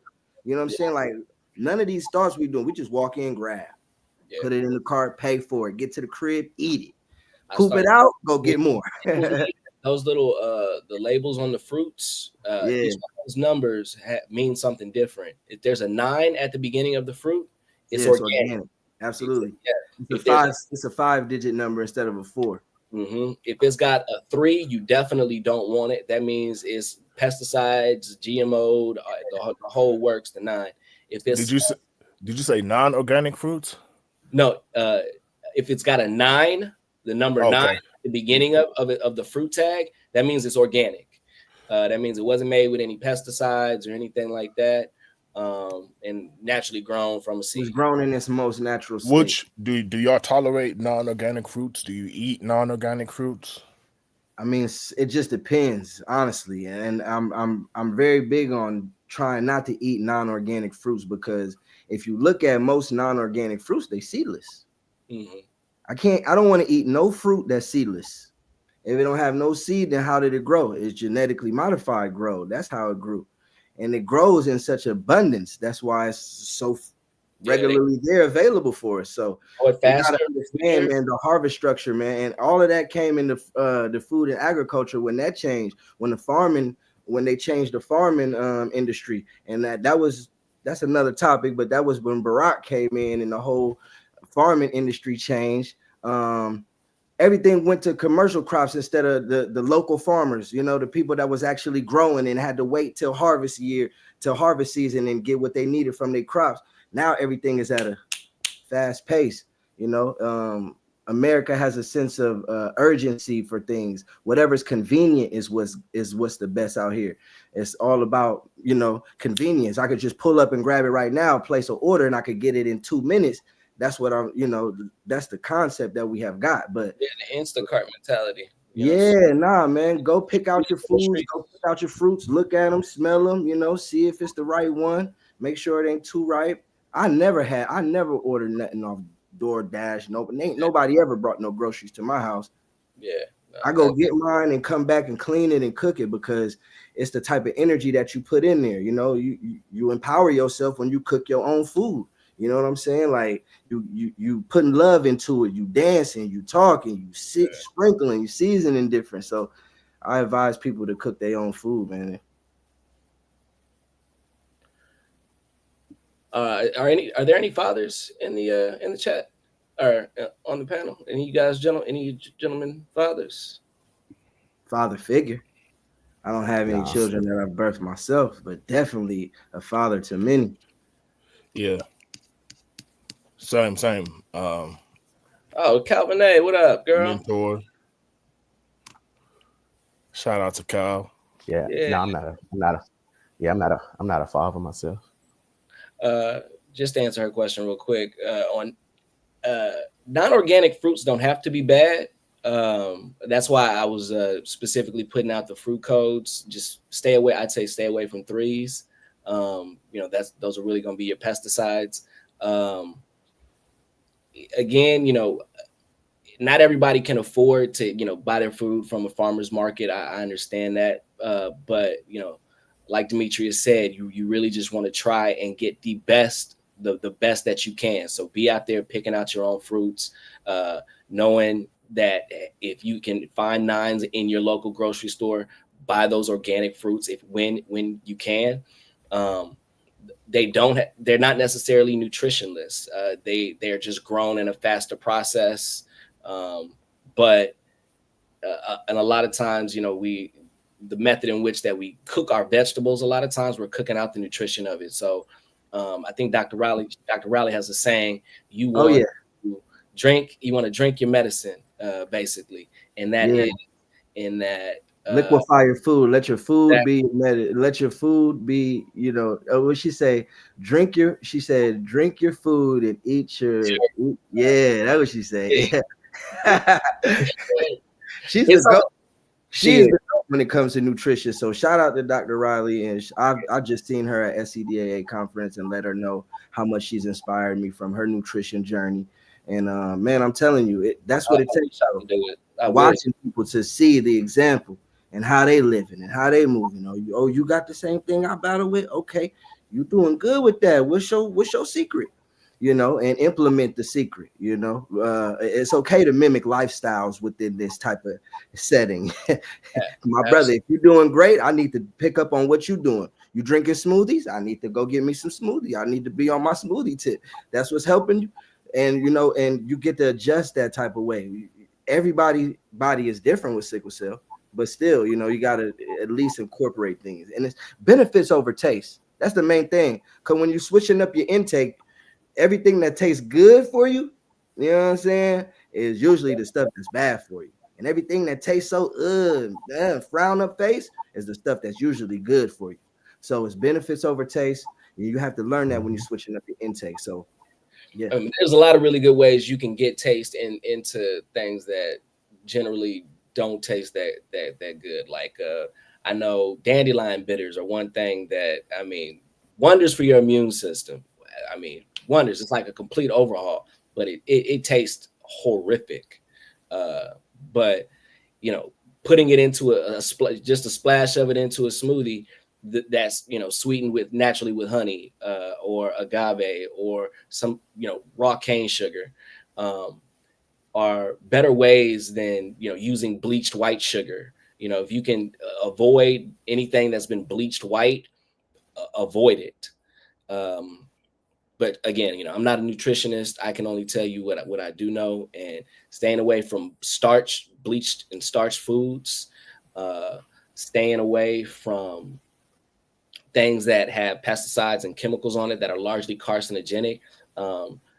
Bacon is, I mean, I know Black folks, we love our bacon, myself included. I love me some bacon. But if you're eating bacon, like, honestly, more than like a couple times a month, you're doing yourself a disservice. Honestly, if it's in your diet, period, you're probably doing yourself a disservice because it is honestly, it's listed as a it's like a stage 1 carcinogenic, just like a cigarette. Like, look it up. It's listed as a carcinogenic, just like a cancer stick is. So, and you're putting that into your body on top of having, sickle cell. So you can haven't had pork in 15 years. My man. I ain't had a pop or a soda in like 5 to 6 years. Yeah. I really switched it up, man. I had to get serious about it because I knew all the things that was triggering me, making me get sick. I could pinpoint it at this time. It's like you said, exactly. You could go back like, okay, I was out of bounds. I was out of line. Yeah. And it ain't no cheat dates with sickle cell. You know what I'm saying? Like, it really ain't no cheat date. You know what I'm saying? So it's like, just stay on top of your grind and sickle cell won't trip you up. Literally. It is literally a day-to-day thing that you have to encounter. You got to meet it where it's at that day. Some days you wake up, you got all the energy in the world, and some days you wake up and it's like, dang, the sickle cell's already ready to put you down. So where you meet it on that day, it might impact where you go for the rest of the week, whether you lead yourself into a hospitalization. So I'm really glad you touched on that, leading the conversation in that direction. What are some ways that on those day-to-day trials and struggles in terms of making sure, finding routine, I guess I should say. A lot of times we're good about taking our pain medication if we need it. We're good about doing a lot of the other things that aren't good for us when we don't need to. On the day-to-day, how are you guys finding your routines are the best routines to allow you to thrive in the face of the sickle cell, so that you're doing the things that you should be doing to maintain your health in the best way possible? Or your share? Yeah, absolutely, please. So let me how do I set this up? So I was a professional dancer for 10 years with sickle cell. And at 25, they told me my bones were decaying, bone infarcts. Sometimes our hips, our knees, our joints, our major bones start to decay. And it got real for me from 25 to 30. I'm 34 now. And These last 2 years, they were in war with me trying to transition my medication from the main medicine I was taking to this new medication, which is risky, it's scary. The new medication now is uh, buprenorphine, which is it helps for chronic pain, Mm. but it also is antagonist to opioids, and it basically helps to prevent opioid usage um, to the degree of like abuse and etc. You say So once I made that transition, buprenorphine, buprenorphine. um, I had to use the one that there's versions of it. There's one that completely goes against opioids, and then there's one that still allows you to have the regular medications you need to get the crisis down. Um, and now I could like do more movement, and I haven't had to take my opioid medications. It's been about like 2 to 3 months. I don't know if y'all remember it, but like this time last year, I was doing video calls from the hospital and not well at all. And now I can like work, I can function, I can move around. Say that to say, there's been a lot of new medications like oxybrita. I don't know. I've never taken that, Yeah, but they just recalled that medication. yeah. Um, Sometimes you got to make a risk to enhance and improve your day to day and to improve your routine life, because I know for me that was the biggest thing, like trying to figure out how to reduce the amount of pain medication that was needed so that I can like thrive on a regular basis. And yeah, yeah, just wanted to throw that out there. Like I think sometimes, especially hospitals and hematologists, they try to like go to war with us with our pain and how what we're feeling, and that's been the hardest thing that's been preventing me from thriving in the way that I would like to thrive Mm. and to function. So I wanted to ask y'all, like, has there been like any change with y'all in terms of medication and how that impacts your medical life and your regular livelihood? 100%. Um, I know for me, uh, so I haven't been on like medicine per se, like hydroxyurea, since I was like a child. So I think for me, it's just been always trying to stay hydrated, eating properly. Um, Now I've been taking vitamins since I caught COVID back in 2021, like more zinc, magnesium, omega 3s, things like that. Uh, but yeah, that's just me, of course. Um, of course, I use medical marijuana as well, CBD, and yeah, I just haven't been taking like any medicines for like a long time. So you natural. So when you have a crisis or when you have a lot of pain, what do you do? Like, do you just like ibuprofen and Yeah, Tylenol and so I, water and rest? like I would say depend on the severity. Like yeah, I would take like a Tylenol or ibuprofen. But if it's like maybe a 3 or 4, I just have like CBD, like lotions and oils, things like that. Do you have a SS or SC? I have SE. Okay. Because Yeah, yeah, SE. I use cannabis as well. But when I hear people saying like, "Ah, man, I applaud the discipline it takes to get to a place where you're off medications completely. Like I know Dr. Riley, she won't even take a Tylenol. And and I guess I'm just not at that place in my life yet. But I'm trying to figure out. I'm trying to figure out how to get there. You know, much like you were just saying, James. Like trying to figure out how I can continue to thrive in the best way possible. Like learning from you guys, hearing what you guys are doing, uh, seeing what I can apply, what I can take and apply to my own life. Because like I myself am still very much trying to figure out how I can go completely off opioids altogether, where I never need them. You know, where I just that's not something I even need to think about at all. Yes, Uh, sir.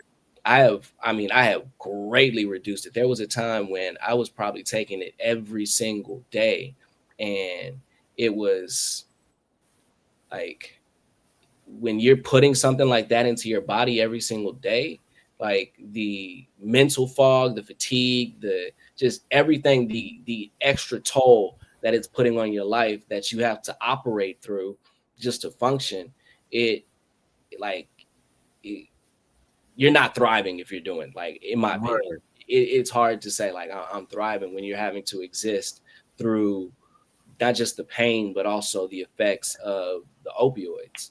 Uh, Right. Man, I want to touch on that myself because I got myself off 180 milligrams of opioids every single day I was taking. yeah, yeah, Yeah, I don't take no pharmaceuticals at this time right now in my life, and it's been like that for the past 3 years. Now, if I get a crisis, I can manage myself at home with naproxen. But as far as opioids, I feel like if I take an opioid, even of a crumb or a half of one, it make me feel like I'm putting myself in a sick, like in a crisis, like I feel sick. But the way that I got off of that is cannabis helps. Yes, cannabis does help. But psilocybin, magic mushroom, is what got me off the dependency of mm, opioids. And I gotta touch on it, man. I gotta talk about it because it's a real therapy, and yeah. No, it's the same space, it's bro. What do you natural. think about it? It's natural and it helps, man. It was February of 2021. I'll never forget, man. I had asked myself, look, bro, you want to die or do you want to live? Literally, I had to have that type of talk with myself because, bro, like I said, 180 milligrams a day of opioids. I'm talking about, uh, uh, man, I ain't gonna go down the list of medication I was taking, but it's been all top shelf narcotics because I Yeah, battled with priapism, and my priapism was every day out of control. So, oh, that ain't working. Let me up you this. Let me give you this. Let me give you this. So I got breakthrough, extended, and whatever else in between that I yeah, need. Bro, I'm a zombie. I didn't even know how I was functioning every day, but I was, but I wasn't. You understand what I'm saying? I was an emotional wreck. Like you say the wrong thing to me, and I'm defensive. I get to crying, and like, bro, I was out of whack. So literally, man, I those was living. drugs can literally rewire your brain. I just want to say that, Absolutely, like absolutely. morphine, Yeah. is Oh yeah, especially Dilaudid, like these things, they work on the receptors in your brain, and they will yeah. literally create new neural pathways in Right. your brain to one essentially make you want it more. Mm-hmm. Uh, It's his it, job. it'll tell your body that you're in pain when you're not. And I Right. had to get when because I was at a point like that myself. I was taking almost 200 milligrams of morphine a day, Yeah. like almost just to stay at a baseline to where I felt like I could function through just like the constant aches and pains. And I had to get to a place where I could discern between what's my body uh, Right. yearning for the opioid and what is my body legitimately going through a crisis, because it'll trick you. And that's the thing, like a lot of warriors really have to get to a place where they can discern the difference. Yeah, no, but let me That's backtrack hard. on it. Let That's me hard. backtrack, and that is hard. But let me say that to piggyback off of that. It ain't really our fault, but it is our fault. And I believe that this comes from the provider that's writing that script. We Mm, need to have better providers that's telling us when they hand us these scripts. Listen, now this is for your pain. But if you get on a schedule of taking this every single day, it will develop a dependency and your body will need it. And then see, that's the problem we're getting because a lot of us think that our pain medicine is our sickle cell medicine. I mm, thought that for the longest in my life. I was given more pain medicine every time I needed my script every month than I was any other medicine. So I'm like, this is my sickle cell medicine. So I developed a habit of taking that every day yeah. even when I didn't need it. You see what I'm saying? And what Yeah. happens was the days when you don't need it and you feeling good and you know what I'm saying, you didn't took it for so long that medicine got a hold on you. Now your body needs that medicine. You know, so it's a dependency that we get, but we're not educated about that. But it takes a real person to look in the mirror and say, "Look, bro, I have been abusing this medication, and I got to get right. I got to shake back because I felt like a drug addict. I felt like a bro. I'm like, bro, this medicine got a hold on me, bro. Mm-hmm. Gotta go to the I gotta go talk like, and I understand the Mhm. perspective from when they say, man, y'all drug abusers, y'all addicted to drugs. I see the perspective of that because we are, and it ain't our fault though. You feel me? I'm Like it very really ain't reluctant. our fault. Like I'm very reluctant to call it addiction though, because I mean, even just Well, medically speaking. addiction and dependency, Yeah, I I feel know, you, but but I yeah, just I know, but they don't know how to say that term. But yeah, it could be an offensive term when you hear it. But if you real with yourself, you know that those two are one and the same. Yeah. Addiction and dependency, like I mean, Simply because you're being prescribed it is what right. takes it out of the realm of addiction. But the moment you don't have a prescription, think about the war. I've seen it. I've literally seen warriors. They can't get their I've scripts done it. I've been through it. Yeah, where I've been through the they couldn't war, get but their it's scripts and real. they turn into, I mean, like It's real, you bro. It's don't even really real. recognize the person. Yeah, And yeah. then they're in the hospital simply because they need the medication. I've been there. Breaking, and this is kind of what I was talking about before, like breaking that cycle, because that's just as much as one of those cycles where anxiety's feeding the depression's feeding the anger is feeding the pain, and it's a pain, whether it's emotional pain, mental pain, whatever, and then you have this thing here that can numb it in some kind of way. It does become a level of abuse for many warriors, and that's why I say it takes that discernment of knowing, okay, when have I reached that space? And I'm so glad you touched on it, where if you get to the point where you're having to take it every single day, whether you are taking it every single day, it can't not become a dependency issue. Like the human body, the way it's wired and the way it's functioned and the way these drugs specifically act on the receptors in your brain, you cannot not develop that physical dependency for it. Even if mentally you know, okay, well, I'm not like fiending for it like a drug addict. You may not mentally be fiending for it like a drug addict, but your body is. And it will start doing and acting and behaving in a way so that it gets that thing. Yeah, I want to say quickly too, so we can all have like a good grasp on what we're talking about. This was introduced to us when we was babies Yeah. Right. in pediatrics. So when you talk about breaking cycles at 18, you gotta first learn what a cycle is. You gotta first learn, like that, like I said, that jump from 18 to adulthood. It's a big jump. It's not just, oh, I'm turning 20 and 19 or whatever. It's okay, now I gotta reprogram my mind from what they told me is what my regular is, and it's really not my regular now. So yeah, I had to rework and rethink a lot of what they trained you to do in pediatric care. Yeah, I mean, and a lot of times, like, we're taught to be responsible for these things as young adults, but then as adults, and again, it should come with counseling, like you said, like you got sickle cell, okay, that means you automatically are in therapy too, because we're handed these opioids, we're handed these things, we're taught how to use them at a young age. We're not developing these dependency, because I remember, like, there was a time I wasn't sick in between crises. I was perfectly normal, healthy, fine, could run, jump, play, do everything. And then maybe a crisis would happen and then it would take me out. And it wasn't until I got to adulthood where now I'm dealing with all the stressors of life and everything being heaped on me and all of this other stuff. And then I still have this thing, this sickle cell. And sickle cell also comes with having morphine or Dilaudid or these other opioids that can numb these things. And I'm thinking, I'm dealing with all this more pain because life is more stressful. So now I should take more medicine so that I can be preemptive and not have to deal with the pain that comes with that, not have to deal with the stress that comes with that. Not realizing that I'm just spiraling myself downward into a hole that later on is going to be so hard to dig my way out of. But because it's not coming with counseling from the beginning, and this is why I say to any young people out there, any caregivers who might be out there, like, this isn't to scare you or frighten you or anything like that, but it is the reality of it.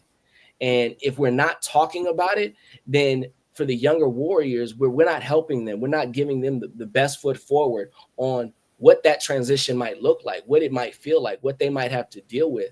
But if we're equipping them with the tools early, if we're saying get counseling in tandem with this as a young adult, then we can be preemptive in helping, the next young man not have to face down these things that us at 30, our, late 20s, early 30s are saying we've had to deal with and overcome and are overcoming. Because it can be a day-to-day thing where a simple crisis where you've been hospitalized for 2 weeks and now they pumped you full of all this drug again, and boom, now I have to redo that, start that work all over again. Yeah. True. And chemotherapy. Like he mentioned hydroxyurea. I stopped taking hydroxyurea when I was like 20, 25. And I Yeah, was me telling too. my It's actually coworker one time they dealing with 25 cancer. when I stopped. They dealing with cancer. I Yeah. remember when they first prescribed it to me. I went out to like a festival one day and fried like a bacon. I said, "Oh, never again! This is messing with my whole outfit. Like I don't turn new colors and everything. Nah, they trying to say this is work. Nah, mom, this ain't working. This thing is doing some wicked stuff. Yeah, same. It gave me patches and spots all over Yeah, my me too, body and bro. my back. I started losing my hair, man. My nails changed colors. Like I was like, this is It this. was throwing my like it was like throwing my white blood count on. So my mother was like, "Nah, I won't stop giving him this I medicine." was taking heavy doses too, man. I was taking a lot of that stuff, bro. Yeah, they give you a lot of like. Yeah, That's not to discount because I know it's been a godsend for a lot of warriors most too. definitely. Right. Not to discount the At good all. that was done for a lot of warriors, but it's not It's for different for everybody. it's It different for is. everybody. My doctor should have never put me on it. Honestly, my fetal hemoglobin was already really high, and my hospitalizations and crises really didn't warrant it. But it was just because, oh well, this is the thing. This is the new thing. This is the you new got sickle cell drug. yeah, you got sickle cell, so you should be on it. No, I Yeah, shouldn't. No, I they shouldn't. quick with that one. The Yeah, hematologists are man. quick with that one, especially if they can't figure out how to just get you to stop having pain. They're gonna throw a whole bunch of new stuff at you. Like this is new, this is new, this is new, this is new, but then not say or include. Look at the side effects. This may kill you, but this is new, this is new, this is new, this is new. Yeah. Yeah. How do you guys? I really believe we need more sickle cell hematologists. We need more sickle cell specialists, and they need to be of people who understand this illness. Most of the hematologists that we face, that we have as patients from state to state, are hematology oncology, and the oncology should be way before the hematology because they see hundreds of oncology patients, and they got this small group of sickle cell people that they dealing with, and they treat us like we don't even matter, bro. You know what I'm saying? Like they care so deeply for the oncology patients, making sure they tip top, got everything they need. But when it comes to the small group of sickle cell hematology patients that they got, you know, we get looked at as this and that, and ain't nobody caring for us right. Ain't nobody telling us the things that we need. They not executing on our behalf when we get sick. You know what I'm saying? Like, I don't understand that. It's just some things that I just don't understand. But I do know that we need more people that need to, you know, that Money. want to be, man. But when you go into the healthcare field, man, you really have to have a real compassion for the people that are sick. You know, Yeah, like you really have to have a heart for the sick because should. me, naturally, I feel like I'm a doctor. I don't got the white coat. I ain't got no certificate You a hanging on the doctor. that You a said that I doctor, done bro. Yeah. believe that. Believe that. Funny enough, all of us are knowledgeable just as Most almost just definitely. as, if not more knowledgeable than these doctors when it comes to this disease. Absolutely. Talk Absolutely. circles around these doctors when it comes to this disease. Yeah, man. So yeah, we gotta have more people that study to be, you know, help with sickle cell, because sickle cell is a lifelong thing. It's not going anywhere.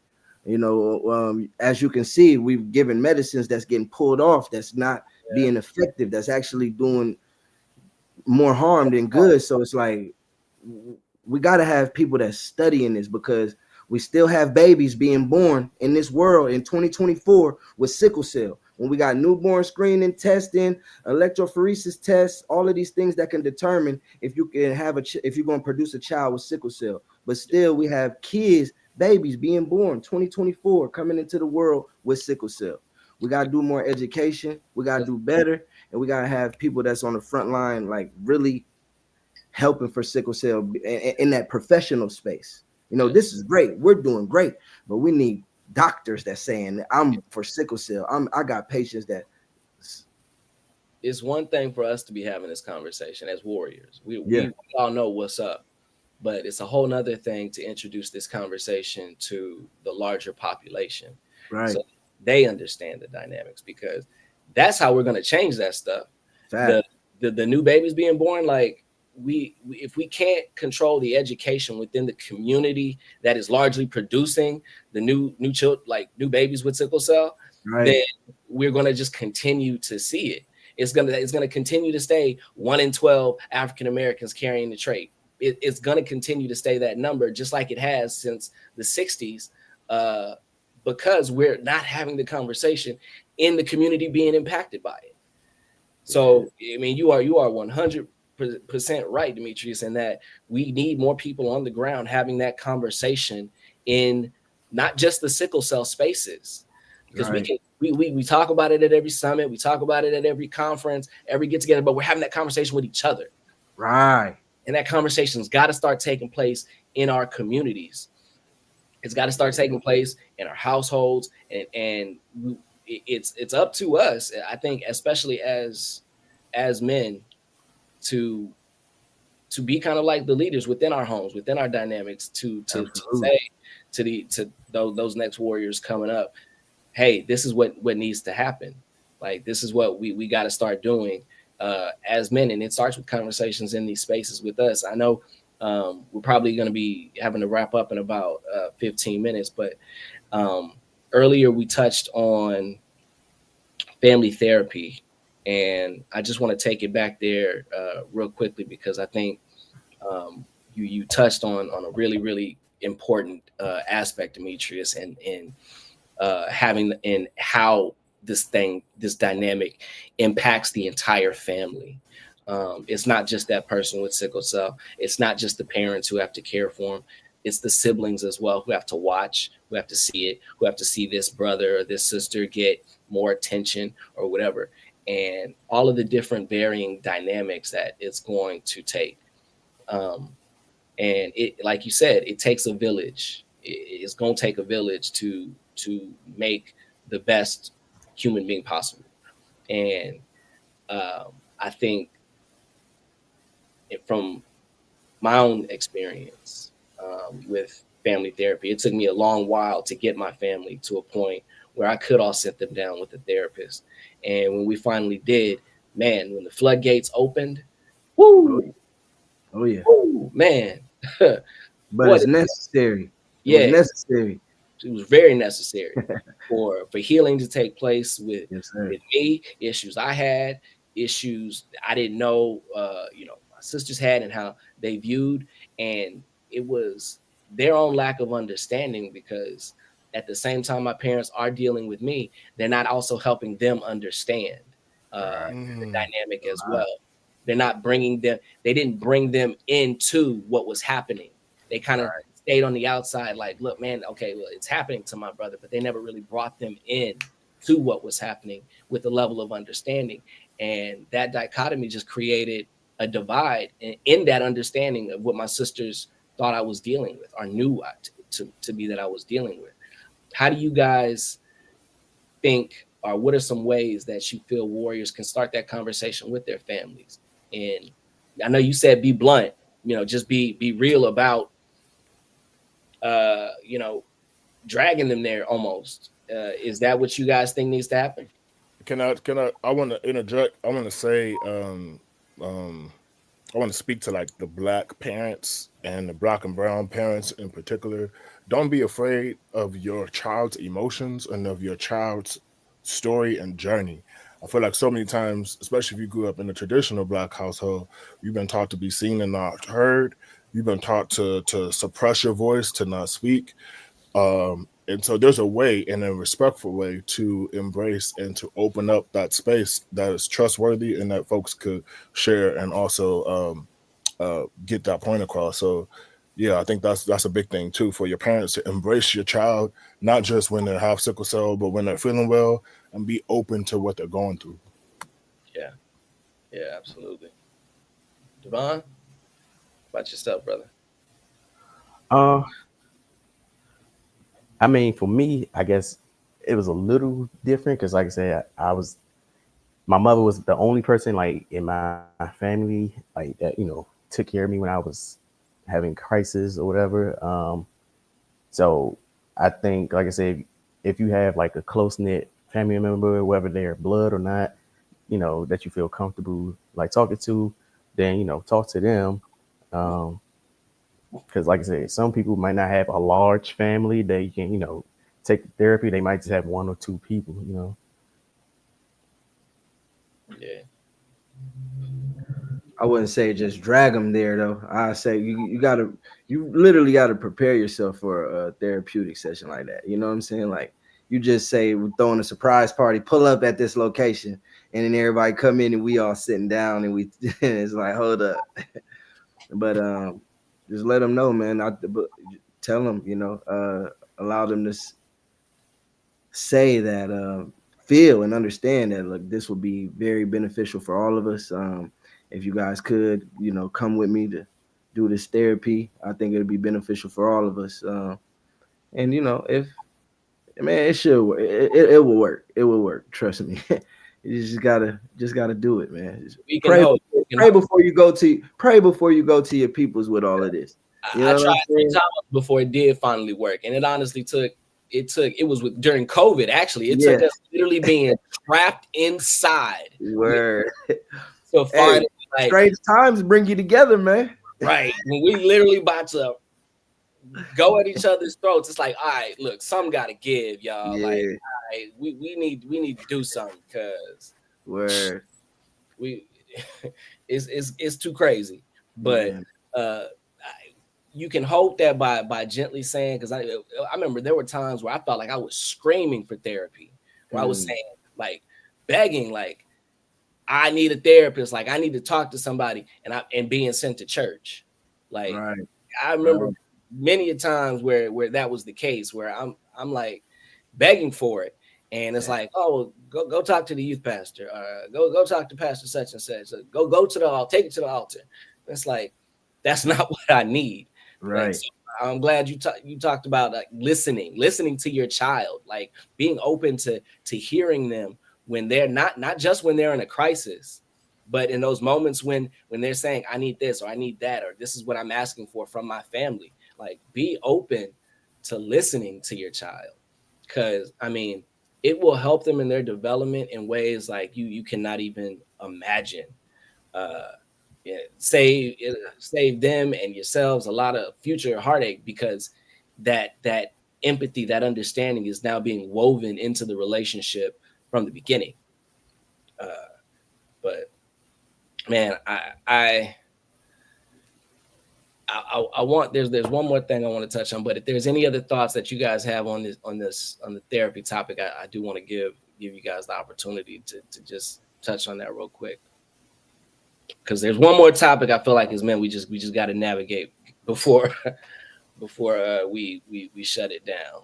But were there any closing thoughts? Uh, yeah, just don't be afraid to give words to the pain, uh, and descriptively, because I feel like they trap us into just rating it on a number scale. Sometimes the number scale is not enough, and so yeah, drop into your courage, drop into yourself, and teach people what the painful experience is like. Uh, that was something one of the people in the comments was saying. Yeah, Um, and someone was saying that they didn't get that chance to have that with their children. So this is good stuff. yeah, absolutely. Yeah. How do A you all lot, feel about surgery, like the a new lot of child? people have kids young with sickle cell, man. So they don't really get to understand. They don't have the time to really take. So it's like, man, I got a young child. I'm young. My kid's sick. You know what I'm saying? I ain't really got to know how to get on the computer and look up everything that he needs, find an organization. Like when you a young parent and you birth a young child, man, and your child come out and it got a rare disease and you don't got nobody you could turn to, and man, I know that was the story for my mom. Yeah, 19 when she had me in Des Moines, Iowa, with no sickle cell community organization around. Still to this day in 2024, not one sickle cell wow, organization in Iowa. wow. So it's like, who was we to mold off? Who was we to model off of? What family was we supposed to look at and say, oh, that's what your son doing, your daughter going through that? Well, who y'all go see? None of that. We had to learn trial and error. So my mom didn't know how to articulate and talk to me. Pops didn't know how to comfort me and tell. You know what I'm saying? It was like certain things they just didn't know. They didn't have no parents to talk to. Yeah, I think for a lot of us 80, late 80s, early 90s babies, like that is the case. For this new generation coming up in the internet age, like there's spaces like this where we can hop online, find that information, find that support, even if it's, clear across the country, even if Right. it's in another state, another city, you can connect with somebody who can help you, who can aid you. But I know for my parents, same. It was very much trial and error. Even with my mom knowing a little bit about the sickle cell trait, there still wasn't enough knowledge, wasn't enough Right. resources for them early on to know as young parents what to do. Um, you know, that kind of brings me to that next topic, because I knew warriors. They met each other very young in sickle cell camp, developed a relationship, stayed in that relationship all through till to this day, Right. and I'll now also have children with sickle cell. Like, how do you? Really? Yeah, Really? yeah, Wow. yeah. So I wanted to ask you guys how y'all feel about like sickle cell relationships, or just navigating relationships with this disease, as a whole. Because I know it was for me and them specifically. They're close friends. I've known them since I was 6, but I like it took some strength for me to not like be like, what in the entire F is Right. wrong with y'all? Like, what? I think I think a part of it is that you get to relate to somebody who know what you're going through. Yeah. That pillow talk, you know what I'm saying? I think a couple of things. You want to establish boundaries. You want to know your what they call it, genealogy. You want Mm, to know your sexual history. You want to strap it up. But then if you get to that point where you do have a child, um, just be connected with somebody who got resources, or an organization that got resources, because it's tough. But don't allow the comfort and the support that you get in those conversations to don't abuse it. Don't say, oh, I want to romanticize this thing because it feels good. You know what I'm saying? Because that's how you get more folks with sickle cell and stuff like that. But then this is also not to say don't date someone who has sickle cell. If you want to do that, do that. But go into it knowing that if y'all cross that line, 50-50 chance. yeah. I mean, and you bring up a really important topic, the being able to relate to somebody who actually understands what you're dealing with. A lot of times I think with us, in our emotional relationships with women who don't have sickle cell, uh, it's hard for them to like see us as weak. It's hard for them to see us be in pain. It's hard for them to understand like what we need in those times, in those spaces, especially if they've never encountered it or dealt with it. And it can be, the idea of being with somebody who really truly gets you can be very alluring. It took me having conversations with both of them to kind of understand like why they were willing to go down that road, knowing that it could mean having a child with sickle cell disease. Um, and Do you have a child? You have a kid with sickle cell? do I? Yeah. Oh no, I don't have a child with sickle cell. Oh, okay, okay. They have a child with sickle cell, but I'm I'm 37 and I never dated anybody with sickle cell. I never had a sickle cell girlfriend, and I lost a lot of. I came into the sickle cell space in 2016, and it's a lot of beautiful women with sickle cell. Trust me, but like I Yeah. look at them as like family. Like we like, you know what I'm saying? yeah, I look at people with sickle cell like family for real talk, and I can't get on that level with you because at 37 in my life, if I'm getting with you on that level, I'm ready to have some kids. Like we ain't playing no games. What we doing? Ain't when we be wasting no time just because you pretty and we doing that one thing. Nah, that ain't what we doing. So it's like, and then another thing, it's like, I don't know, man. I just never had the notation to be like, let me try to date somebody with sickle cell. yeah, I just never had that notation when that I never had the feel of it. I never Adoption is also an option.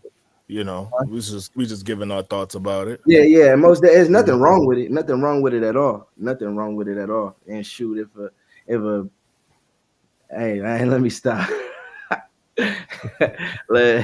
Go ahead. Let me let somebody else go. So for me, I mean, I'm in a relationship. We've been together for over a year.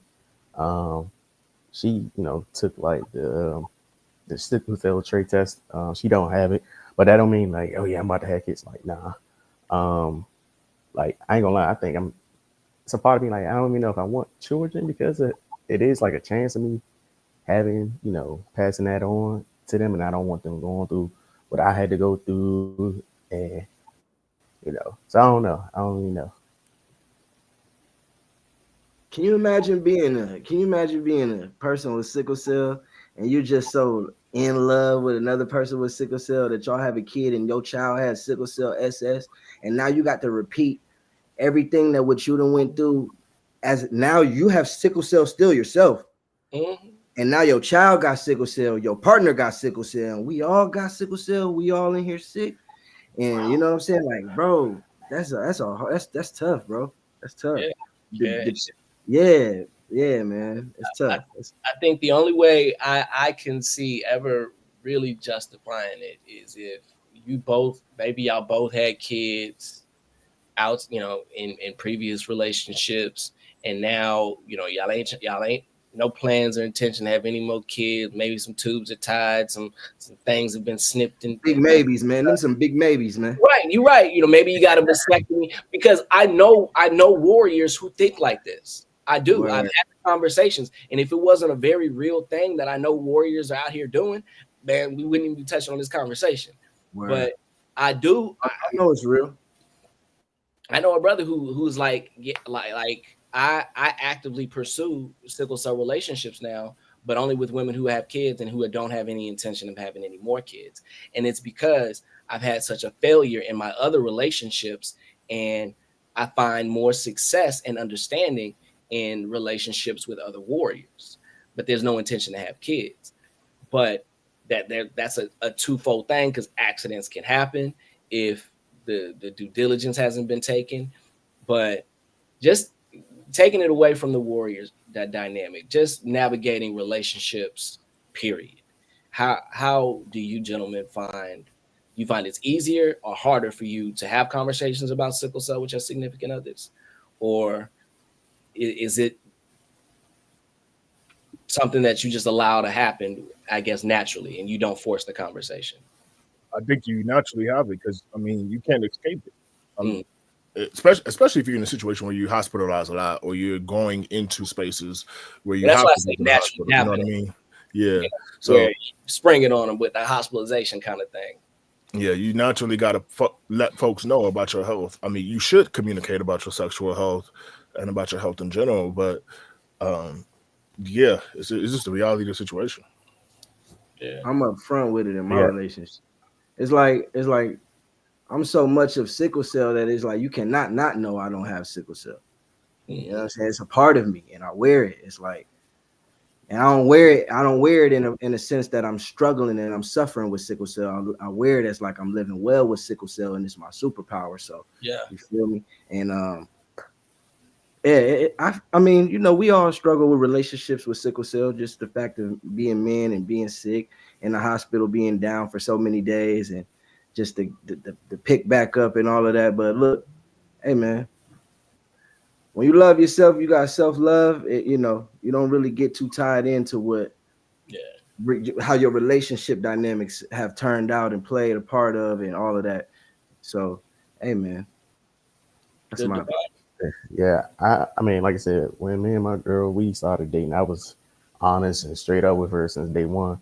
I'm like, hey, just to let you know, I have sickle cell, and I might, sometimes get sick or whatever. Just I ain't want to wait until like down the line where yeah, we really feeling each other. Like, hey, gotta tell you something. Slipped my mind for a second. Nah, like nah, it's day one. But like I said, she's been like, saying she didn't know anything really, but she started like doing her own research and been like sending me stuff like on Instagram, like What you posts want?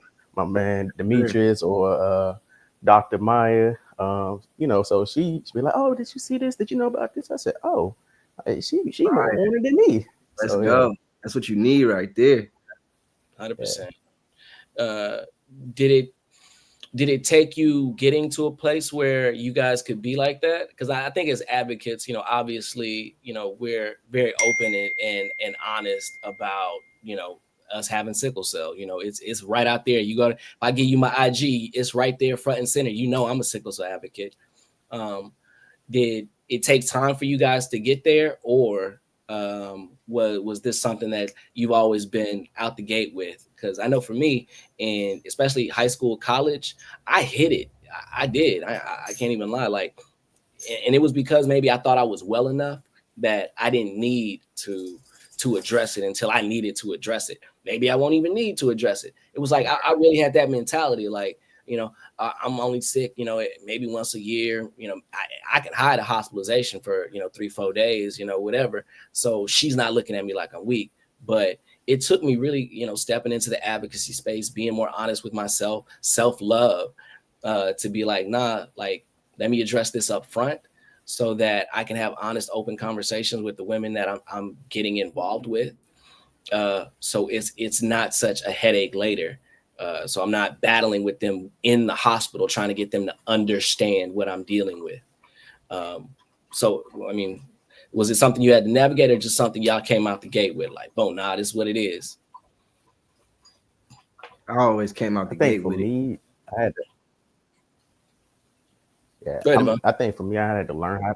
I think for me, I had to learn how to navigate it, and I think it started really during like COVID, because that was just crazy time. So I was just like, you know what, I want to just actually speak out more on it. Learn more about it myself, and over time, I'm like, just doing stuff like these, and then going on like certain conferences and conventions, meeting other warriors, because I'm like, oh, my kind, it's good, because I never had that in the area that I grew up in. So yeah, over time, and again, I'm still learning myself. So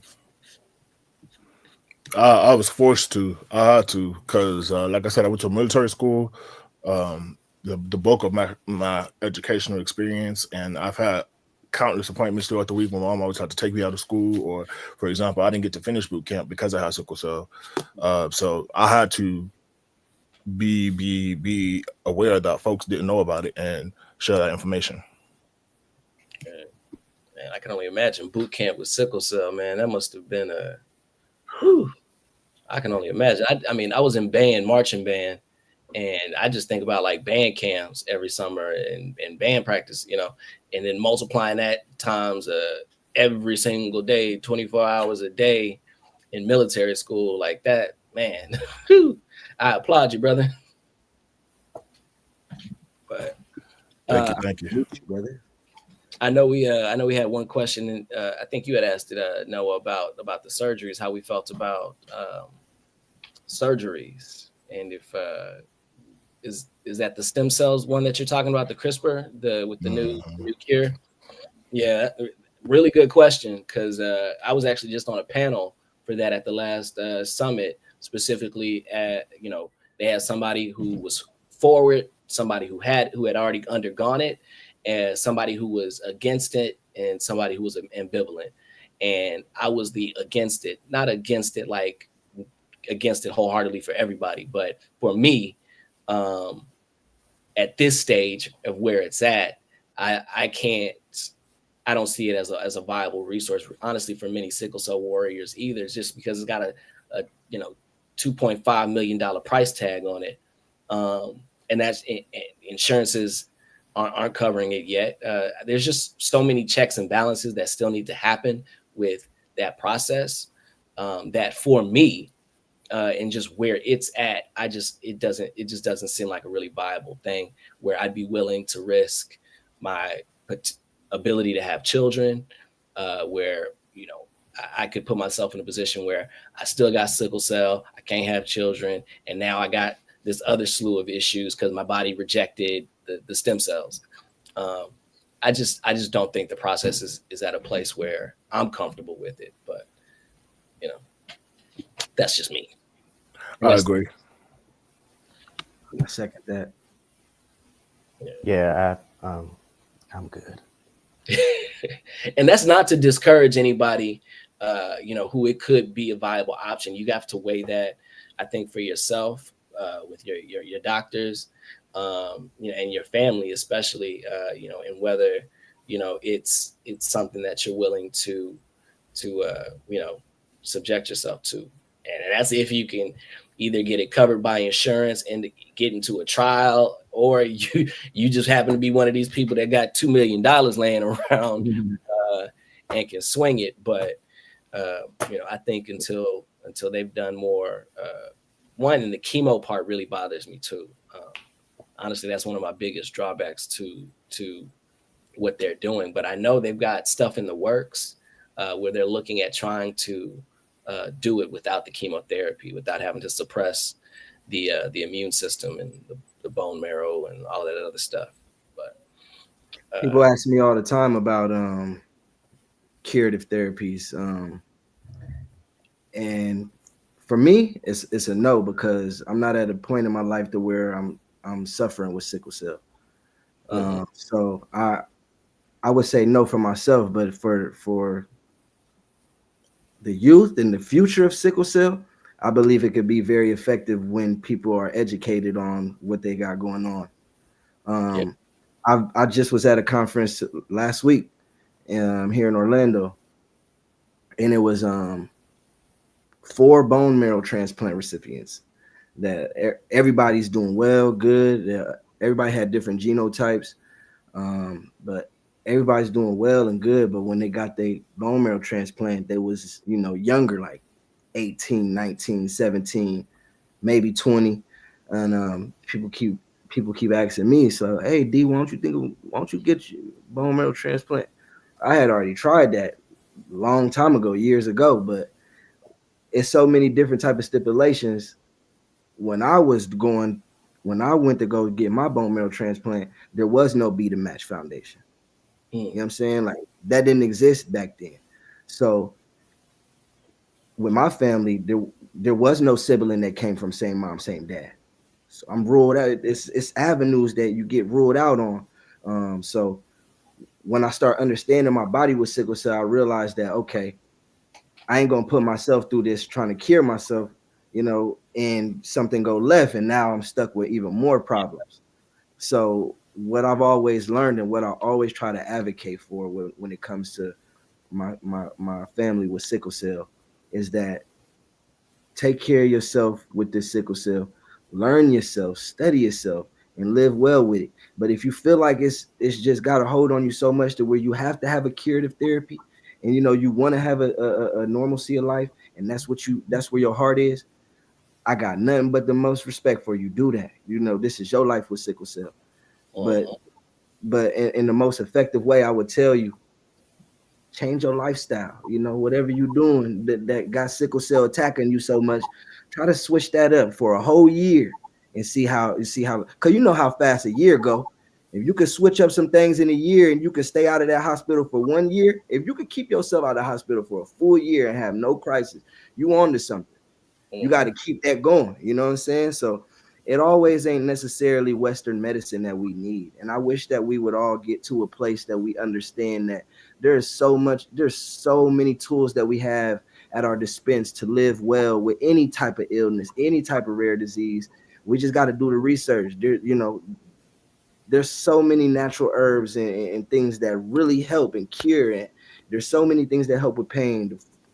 There is, but we got to have more education. So learn yourself, educate, man. Research. What's the Bible say? The herbs are for the healing of the nation. I started to say that. Yes, sir. Herbs are definitely for the healing of a nation. And we got to incorporate those type of things into our lifestyle when it comes with living with this rare disease. Absolutely. Absolutely. I know just in my own personal journey, getting to a place where, I'm only having maybe one crisis a year. And now it's to the point I haven't had a crisis in 2 years that required a hospitalization. I still have crises. Right. It's about knowing how to manage that at home. I'm glad you said that. That is key. Yes, that is key. People think, oh, because I ain't been to the hospital, I'm cured, I'm good. No, bro. We still live with sickle cell. I still feel aches and pains. I still, say that. But Yeah. I learned how to manage myself to where I don't have to be in them folk way and they Yeah. stressing me out and causing more damage because the treatment for sickle cell causes more problem. We It does. going in there thinking, oh, I'm so sick and in pain that these folk finna give me this treatment and bounce me back to life. Not No. knowing you gotta get blood transfusion, all these fluids, all of this pain medicine, all these antibiotics, however the body is. That ain't helping you. The treatment for sickle cell is one that's hurting the body, man.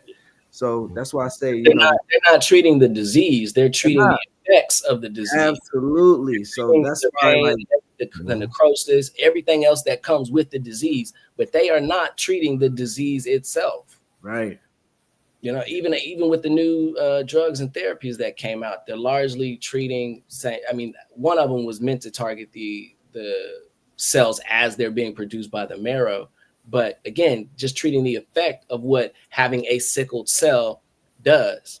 Uh, right, and honestly, it is the most curative thing that I have found for myself has been introducing healthy lifestyle choices into my day to day. me And it too. is, again, it is a day to day like thing. Like it's days I struggle with it. It's days I forget stuff. It's days where I straight up just don't feel like it.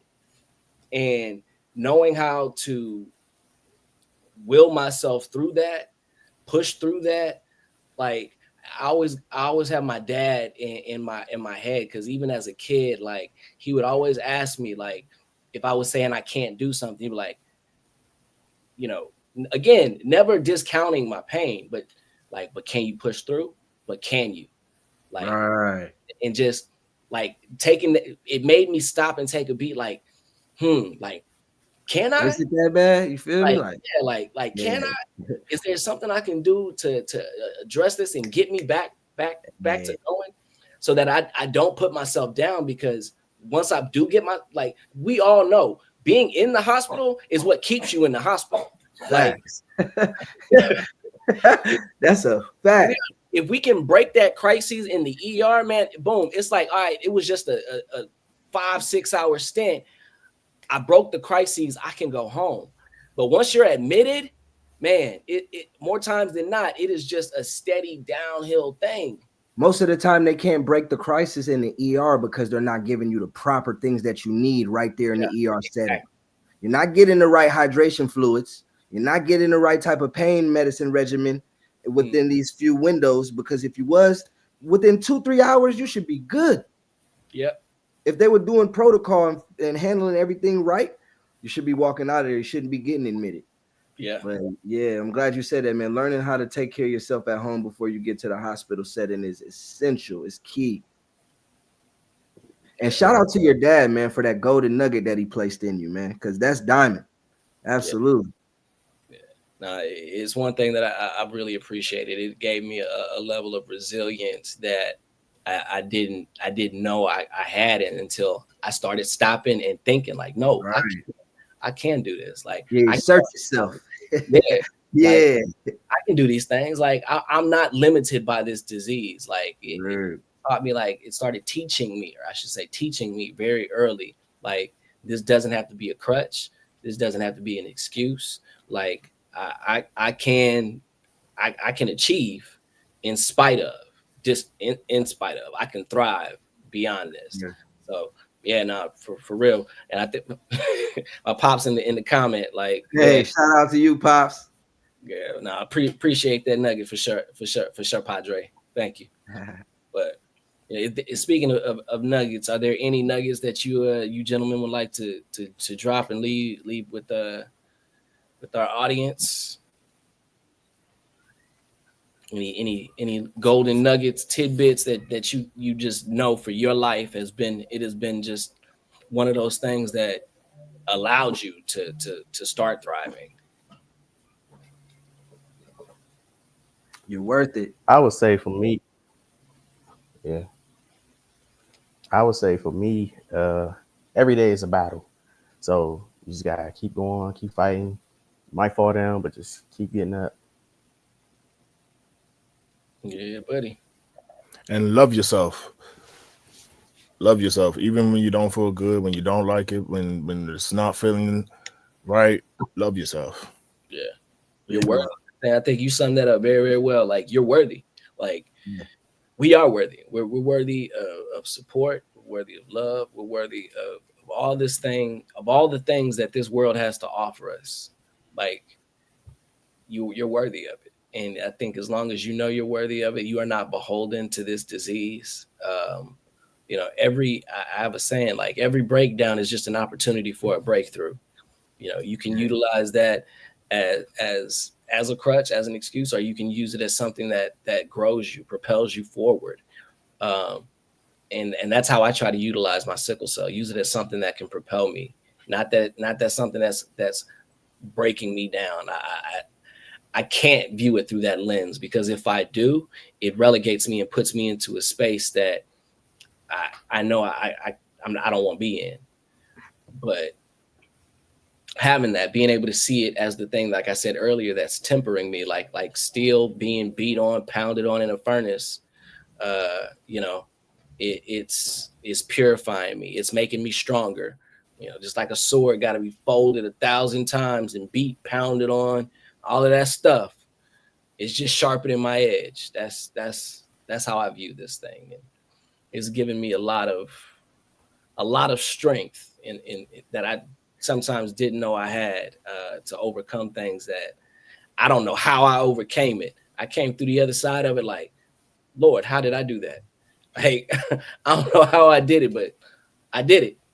And I know every warrior has that capacity within themselves. Like, we see it every single day. Like, every day that we choose to get up and get out of bed, like that's what makes you a warrior. Not just overcoming the hospitals and the doctors and all of that stuff. Sometimes it is like getting yourself out of bed, doing what you need to do, going and getting some sun, some vitamin D that day. Like, whatever you got to do for you, like, those are the things that make you a warrior, in my opinion. And I think, you know, we're all having those silent battles, but we're winning those silent battles, even if we're not talking about them. But I'm glad we are here talking about it, you know, especially as brothers, because I don't know when the last time we had a conversation like this, like as men in a setting like this, for the community, you know. But yeah, I really appreciate you gentlemen, like in a major way, for being here and sharing your thoughts and everything that you've offered to this conversation. Beyond words. I'm just now reading all the comments. I didn't even realize it was a whole comment. I had the whole screen blown up. I get over here, it's like 87 comments. I'm like, good. I just discovered I was in the private chat. I'm thinking that I didn't realize it said private chat up there. I clicked over to the other tab for comments. I was like, oh, let's go.